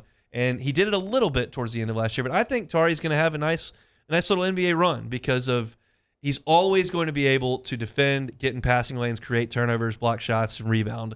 And, you would think that with some time in the league, his jump shot would get better. Now, does he need to cock it off to his side and lay it off at his shoulder? No. But I think he's got a chance, to be a pretty good NBA player. Yeah, no, I definitely agree. I mean, he has all the measurables. A guy that's 6'8" and that athletic, you know that you can come in right away and defend, especially if you're reading those scouting reports and there's some matchups that favor Tari. I think he can come in and guard multiple positions, and that carves out a role in itself. And I think offensively, that's where he probably needs to have his most work. And like you said, if he can get a game where he can come off the dribble going each way, he can really get to the basket and make it tough for defenders to really have to foul him. So, yeah, I think he'll be a top 20 pick, and he'll be able to help someone's franchise. Another little Tari Eason complaint I saw when I was doing some research on him today is that they don't love his ability to pass, and I didn't quite honestly see him pass the ball very well this year either, which makes a lot of sense. Darius Days, any chance back into the second round? I think it's going to be tough for him. I think if he would have shot a higher percentage, I know he got a lot of threes up this year, a lot of them contested, but I think if he would have shot a higher percentage, I could definitely see it. I think someone will give him a shot at camp. I think he'll definitely get a summer league shot, and if he can play well during summer league, I think he can get an invite to camp. But I don't know, man. I think it's going to be tough for him to get that late second round pick. What if I called him a poor man's Draymond Green? Shoot some threes, screen, defend like crazy, rebound. Yeah, I mean that's the thing though with Draymond. He can really bring it up, and I know Darius can dribble it a little bit, but Draymond's running point guard. Yeah, Draymond's really running point guard in a lot of sets. So if you could do that, then I think that would help the chances. But I don't think he's there yet. I was trying to bait you there a little bit. He can't dribble at all. I mean he was here 4 years. He does not create his shot at all. At times he would kind of turn his shoulder, shield, dribble, and throw up that floater off the glass or from 5 feet. At 6'6" against NBA guys, that shot's not there. He's just got some limitations that I think are gonna hurt him as far as the NBA goes. He'll still be able to make a living playing basketball because he's 6'6", rebounds, and can shoot the ball a little bit. But the inability to dribble and the fact that he's not 6'8", 6'9" are gonna hurt him. I said after his junior year, I really hoped he would come back and just be a good college basketball player because that's what he is. And there's value in as far as your life goes in having another year of being a good college basketball player. And I don't think Darius would trade that year in Baton Rouge for anything. I know it didn't end the way we wanted to, or his coach got fired and wasn't able to coach the NCAA tournament and didn't win maybe as many games as you might have hoped that LSU would win, had some injuries and all that. But he was a really good college basketball player, and if he doesn't get a chance to play in the NBA, he always has that opportunity that he went back and played one more year, flying around on jets and playing on ESPN and Rupp and got to go to the NCAA tournament, and all that's his life experiences that so many of us would love to have that he was able to get. So hopefully for Darius, he can get a shot tonight, but if not, you find a spot and go play in the summer league and see what you can do, and then see who will offer you a check to go play some basketball. And there are a lot of guys who have come through this program that have earned some checks overseas playing college basketball. I was actually looking at a Tari Eason comp earlier today, and they mentioned Anthony Randolph in it, who went over to overseas and made a pretty good living. Tasman is a guy that Darius has spent 4 years around, that spent time overseas playing some basketball, and so we'll see where the futures of guys like Javante and some of those guys end up. But hopefully for Darius, it can happen for him tonight. But Pels will pick 8th. We'll be reacting to that tomorrow, and we'll see what happens at the top of the draft. And Tari Eason somewhere in the middle, and we'll react to the fit for wherever he shows up tomorrow on Hunt and Hill. When we come back, though, we'll go to Omaha, Nebraska. Nick Suss covers the Ole Miss Rebels for Clarion Ledger. We've been talking for 2 weeks about how improbable this story is, how the narrative has changed so much in Oxford from Mike Bianco going from where he was 3 weeks ago to where he is now. We'd rather just have a feel for a guy that's traveled with this team over the last month, so we'll do that next on Hunt and Hill. Hunt Palmer and Jeremy Hill. It's Hunt and Hill. This baseball season turned K's into cash and big hits into big wins with FanDuel Sportsbook. Right now, new customers can step up to the plate with a no-sweat first bet up to $1,000. Just sign up with promo code 1045ESPN. Place your first bet, and FanDuel will give you up to $1,000 back in free bets if you don't win. $1,000 back in free bets if you don't win. It's awesome. There's a lot of MLB action already underway. The Cubs are losing, so par for the course. This is the part of the show where I make fun of the Cubs. They're already losing. If you want to jump on for them to lose, you're going to have to lay $700 at this point to win 100. So I'd probably stay off that. I also would not bet plus 430 that the Cubs would come back and beat the Pirates because they're awful. But if you join with the promo code 1045ESPN, you can get a free bet up to $1,000. You got to love that. Again, your promo code 1045ESPN. You must be 21 and present in Louisiana. First online real money wager. Only refund issues and non-withdrawable site credit expires in 14 days. Restrictions apply. See terms at sportsbook.fanduel.com. If you're somebody who has a gambling problem and wants help, call 1-877-770-STOP. Our listeners fire off their opinions on the jimsfirearms.net hotline at 499-1045. Keep listening for your next chance to shoot us your thoughts with the jimsfirearms.net hotline on 1045 ESPN Baton Rouge. Eli's always been into grilling. It took us a while to see it, but the signs were there. What are you doing, Eli? I knew grilling was my thing. I have been talking about it throughout my career. Happy with the results? I am. Got the new grill from barbecueguys.com. It performed great. My advice, as I always told my boys, do more of what you were born to do. Barbecue Guys, for those who were born to grill. You want cheese on your burger, Pops? I'll take a little cheese. There it is, the extra mile, on the border of expected and extraordinary, for those willing to go further, like vans customized for work or play, with safety and tech to keep you connected, supported by a 5-star sales, service, and finance team, and backed by the 1-star you know. So go the extra mile. It's never crowded, because so few have what it takes to go there. Mercedes-Benz Vans. Crime has serious consequences, but anyone can make a mistake. If you find yourself in trouble with the law, know that you have rights, and it's okay to demand them. The law offices of O.C. Brown are here to protect you and your rights. Felony or misdemeanor, DUI or drug charge. No matter what crime you're accused of, you still have rights. Let the law offices of O.C. Brown uphold them. Call 225-343-1111. Your law firm for a lifetime.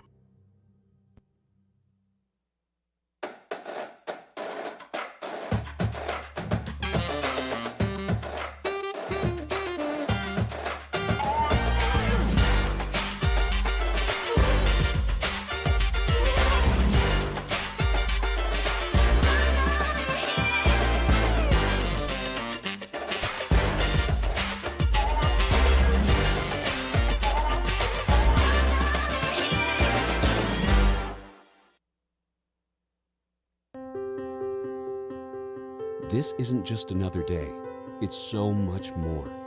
Kelly's life was put on hold when her auctioneer primary care doctor discovered a rare blood disorder. Her doctor connected her to an auctioneer care team of cancer, heart, and kidney specialists.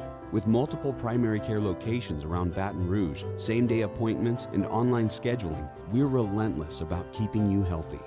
Auctioneer Baton Rouge, innovating healthcare for Kelly. My own people call me an Uncle Tom. I play music. Been wined and dined by royalty. Trying to bring people together. All people. But regardless of all that kind of stuff, I'm still Louis Armstrong. Here's the man you're waiting for, the king of jazz, Louis Armstrong. Jimmy Ott and the Handyman live from City Slice Pints and Pizza on Chime Street, just outside the north gates of LSU for the Thursday evening edition of Game Time presented by Bet Rivers. NBA Draft Night, we got action. Game Time presented by Bet Rivers on 104.5 ESPN Baton Rouge.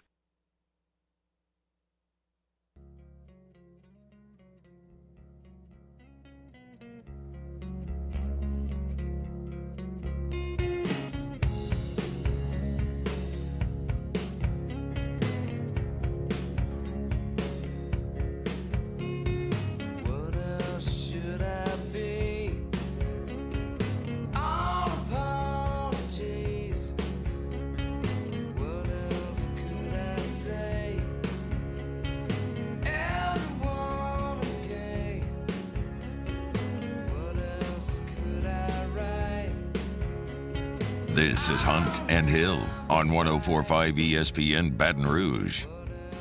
About 90 minutes from first pitch, Omaha, Nebraska. It'll be Ole Miss and Arkansas, a pair of aces on the mound. Dylan DeLucia will take the ball For Ole Miss, we'll see Connor Nolan from the Arkansas Razorbacks. Ole Miss trying to break through to the championship series for the first time in their program's history. Arkansas attempting to get back for the first time in 4 years, where they let a foul pop-up fall down and spoil their chances to win the first national championship in Hog history. So a lot on the line. It was a packed house yesterday. Going to be a packed house up there again today. Two very, very passionate fan bases. It'll be on pins and needles, but I expect the teams to play pretty loose and pretty ready to play. That's what we've seen all postseason long from these guys.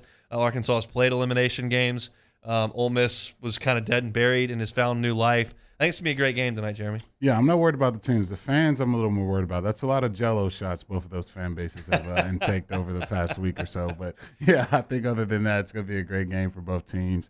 Both have done a tremendous job battling to this point in the season, and I'm excited to see both of these aces on the mound for both teams. I think this is a tough spot for both of these guys, and if I think whatever guy can kind of help his team out and get stretched out a little more, I think that's the team that's going to be victorious. Like $80K in revenue from those Jell-O shots up there in Omaha, Nebraska. We'll head to Omaha right now. Nick Suss covers the Ole Miss Rebels for the Clarion Ledger. He joins us on the phone lines now. Nick, thanks for the time. How are you?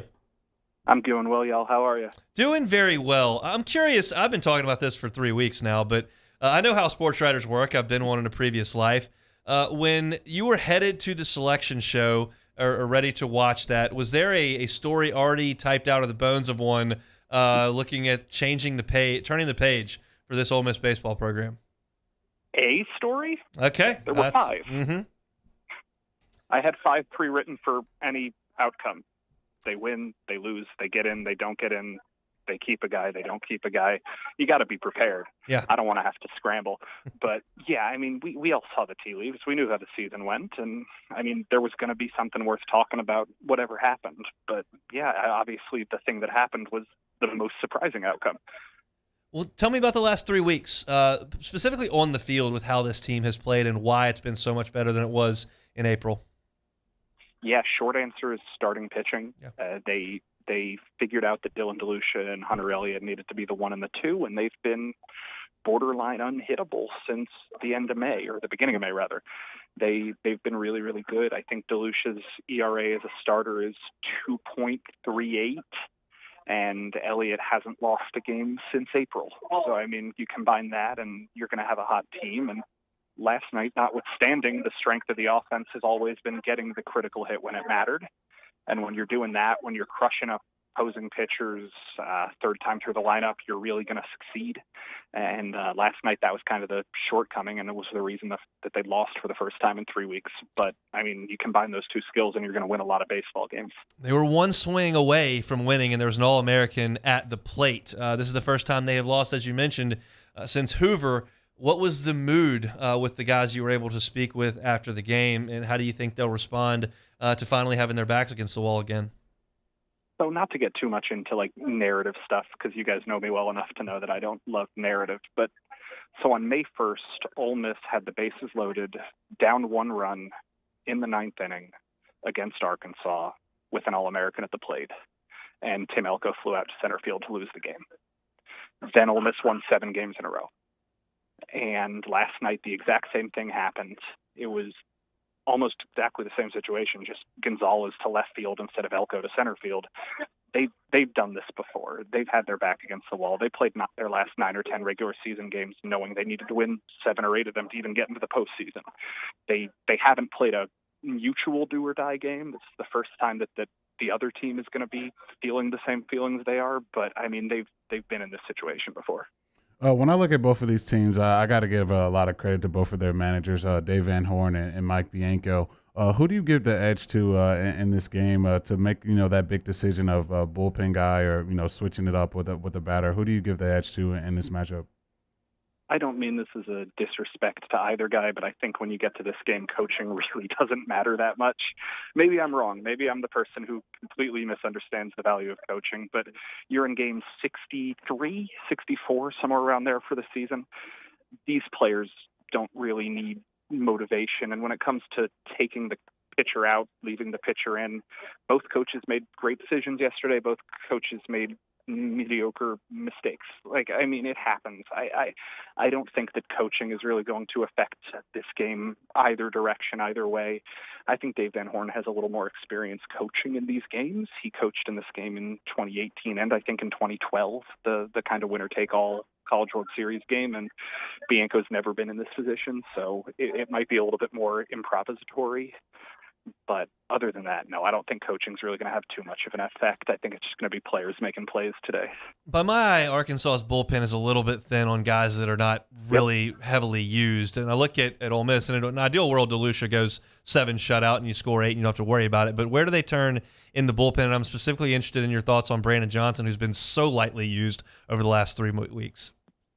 Yeah, I don't know. I think that the 3 guys you're going to see out of the bullpen today, if Ole Miss uses 3, are Mason Nichols, Josh Mallitz, and Brandon Johnson. Mallitz has been absolutely untouchable since May. I don't think he's given up a run since May. He's got that Kevin Kopps kind of slider where he throws it 70 to 80% of the time, and he just kind of wipes people out and away from righties into lefties, or vice versa. I can't remember. I'm not working on fumes, guys. But he's having a great year. And Brandon Johnson, I don't believe that people forget how to pitch if they haven't thrown in 3 weeks. I think that that's kind of the misnomer that people say. It's not like he's going to come out and say, am I a lefty or am I a righty? He knows what he does. He knows how to throw hard. He threw once against Arkansas 2 days ago in like a 13-1 game or whatever that was, and he gave up his 2-run homer. But he's a guy who thrives on the situation. He's really good in the clutch, and if they need to use him today, I don't think that rust is going to be a factor. Nick Suss from the Clarion Ledger, our guest here on Hunt and Hill. Some off the field stuff. What are the crowds like in terms of how full is it, and what's the split Arkansas to Ole Miss? Yeah, I think yesterday's crowd was 28 or 29K. I mean, it's really full. It's really packed. I'm sure you guys have seen the social media stuff about everything that's going on in town and how Ole Miss and Arkansas fans have embraced the series. It's hard to tell when both fan bases wear red and I'm in a press box behind glass, but I would probably guess it's 55 to 60% Arkansas fans. But, I mean, the Ole Miss fans get just as into it when they're leading. So I think it's probably pretty close, I would say. A lot of our listeners have spent a lot of time up in Omaha over the last 25 years. What's your experience been over the last week plus, just kind of taking in the College World Series? Yeah, this has been my 3rd trip in 5 years, I want to say. I always really enjoy covering this series. I get a lot of steps in. I kind of have a rule where I never rent a car when I come here. So I just love walking around this town, not just the pedestrian bridge and the sites, but just kind of walking through the market, walking through uptown, walking around downtown, trying to find nice little scenes. I bought a used Steve Martin record from 1974 just because I had $5 to spend. You can do a lot of stuff in this town, and I mean, it's been fun. Good food, good people, it's been good weather, luckily.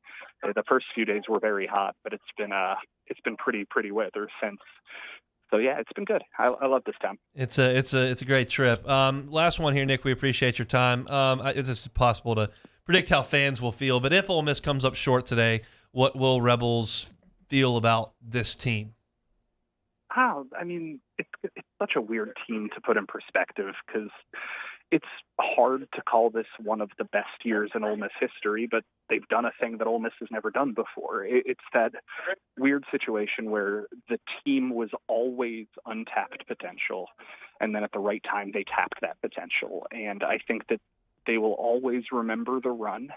And if they win today, it'll be remembered as maybe the most memorable team Ole Miss has ever had. If they lose today, I think there are going to be a lot of people calling out the coaching or calling out the players for bending at the moment. I don't think that's fair at all. Yeah. I think that they ran into a really good Arkansas team who, gosh, they've played Arkansas 5 times this year, and their 3 losses have been walk-off, lost with the bases loaded, lost with the bases loaded. I mean, these two teams are very evenly matched, so wouldn't be shocked to see another evenly matched game today. And if that's the case, I think that you kind of have to tip your cap to a really, really relentlessly matched rival.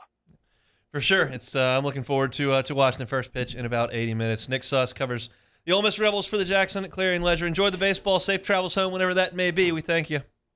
Thank you, buddy.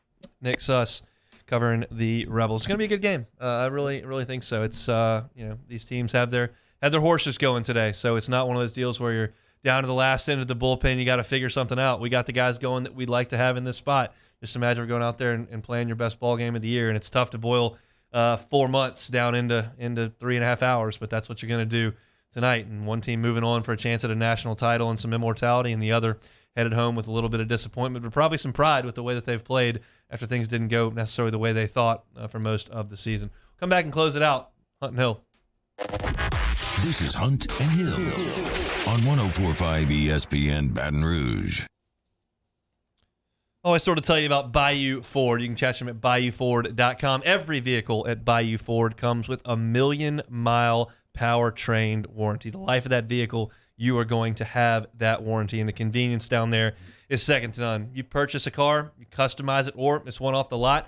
You don't have to drive to the dealership to get it. They will bring it to you. They got 6 full-time drivers on hand that will bring your vehicle right to you, and they'll take your car from you right there. They got a great buyback program. Call the guys down there, specifically Ben Gagne, get something worked out where you can sell them the vehicle you're in and get in a new Ford. And Jeremy will tell you about some great Fords they've got specials on. Yeah, they got an awesome special going on 2 vehicles. The first being all new 2021 Ford F-150 trucks. They're getting $10,000 off MSRP. And also all new 2022 Ford Edge SUVs. They're getting $4,000 off MSRP. Edge, F-150, F-250, Explorer, Bronco, Expedition. It's all there at Bayou Ford. Check them out at BayouFord.com.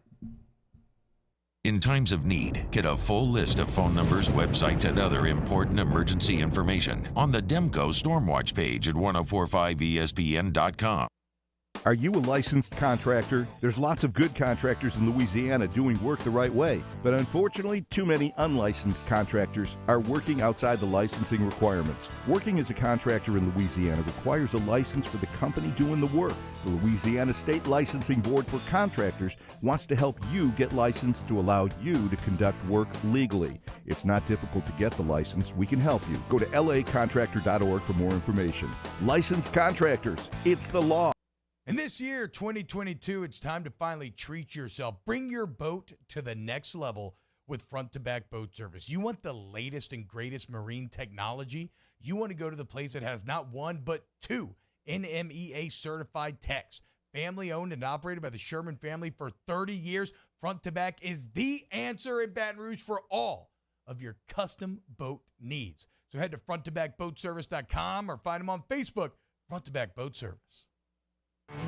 There it is, the extra mile, on the border of expected and extraordinary, for those willing to go further, like vans customized for work or play, with safety and tech to keep you connected, supported by a 5-star sales, service, and finance team, and backed by the 1-star you know.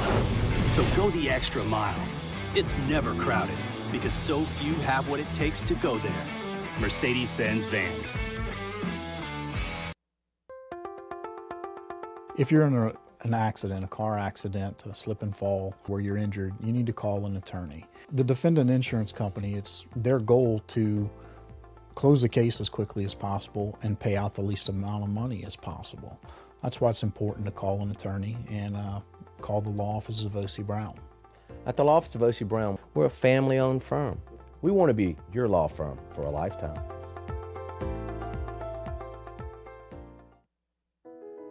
I've been doing business with Luba for 25 years. They're dependable, trustworthy.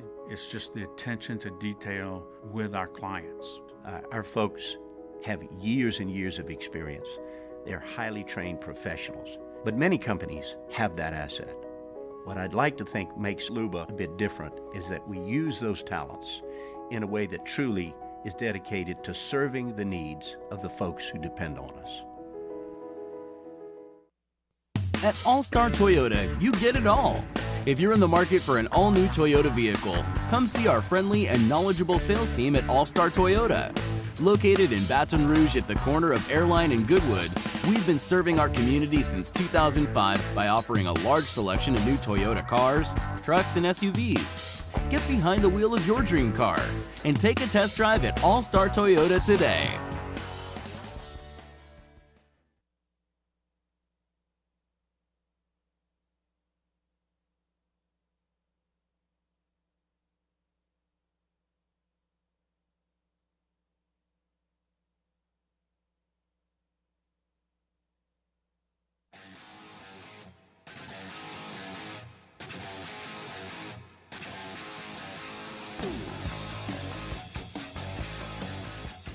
This is Hunt and Hill on 104.5 ESPN Baton Rouge.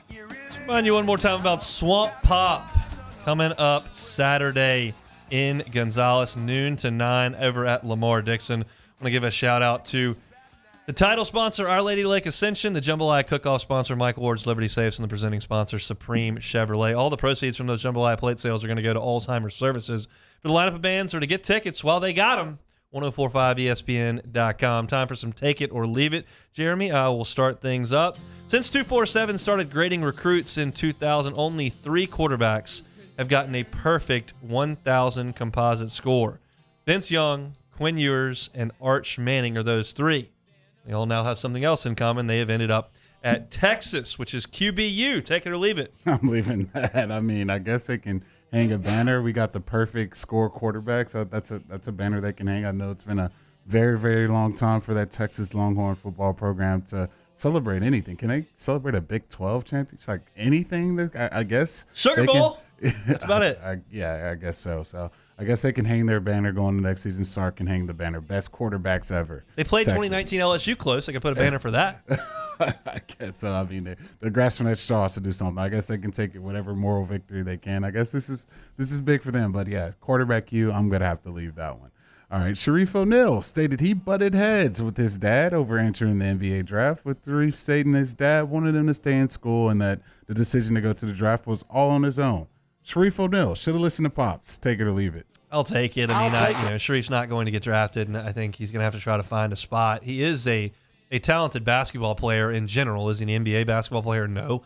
He hasn't been able to play, which has not been his fault. You go through heart conditions and injuries and transfers and COVID. And, I mean, he just has not played basketball since high school, really. And, I mean, he's tall and athletic and has a pretty formed jump shot, but there's no production to go off it, and he just hadn't played very much. So, it makes it easier to make that decision when you know that you're not about to be foreclosed on your house or miss a meal. I think he's going to be okay in that department there.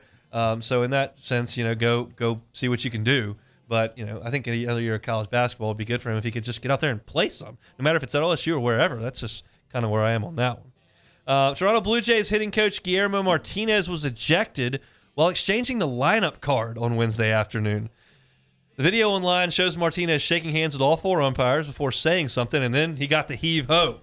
Can you get tossed during the lineup exchange? Take it or leave it. I mean, I guess I have to take it. No, you leave it.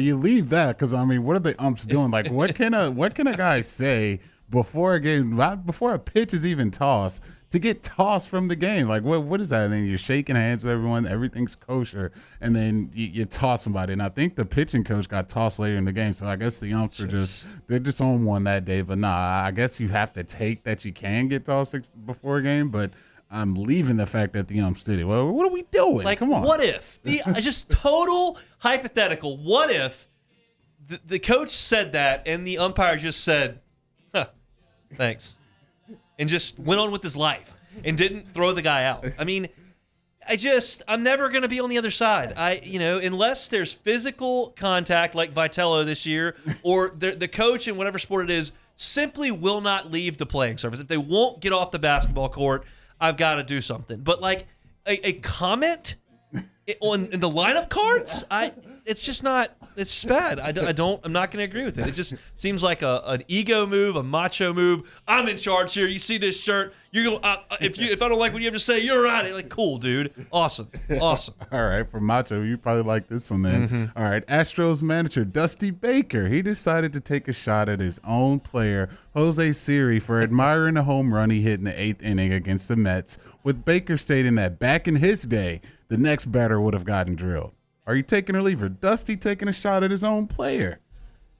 I'll leave it in the media. Just tell the guy. I mean, yes, back in your day they would have drilled you, but we don't do that anymore because. And another thing I find ridiculous is when we're throwing 100-mile-an-hour fastballs at people's ribs and heads and chins and eyes, and I can't have that. I think if you do that and it's evident that it's on purpose, 25-game suspension minimum for me. Like we can't have people throwing baseballs at people because you don't like someone standing there an extra 4 seconds.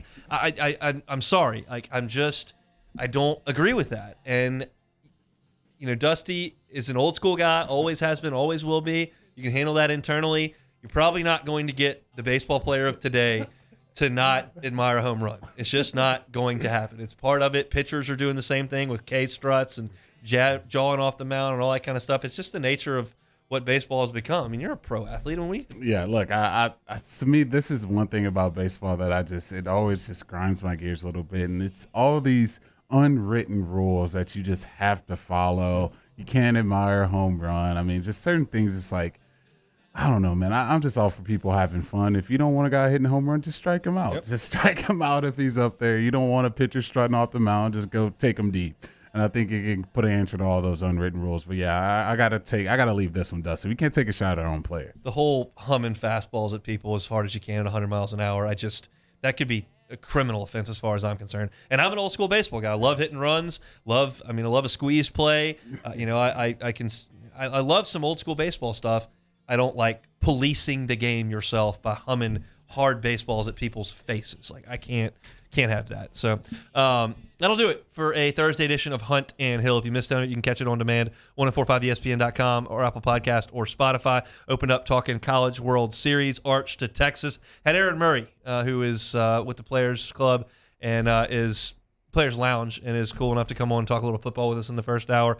Had a lead toss at the beginning of hour number 2, and Nick Suss talking College World Series. Leah Van's going to drive you home on After Further Review. Jimmy Ott's Game Time from 6 to 8. Mario Musso coming up next with your early line. We will see you tomorrow. We'll have the College World Series final set. So, no.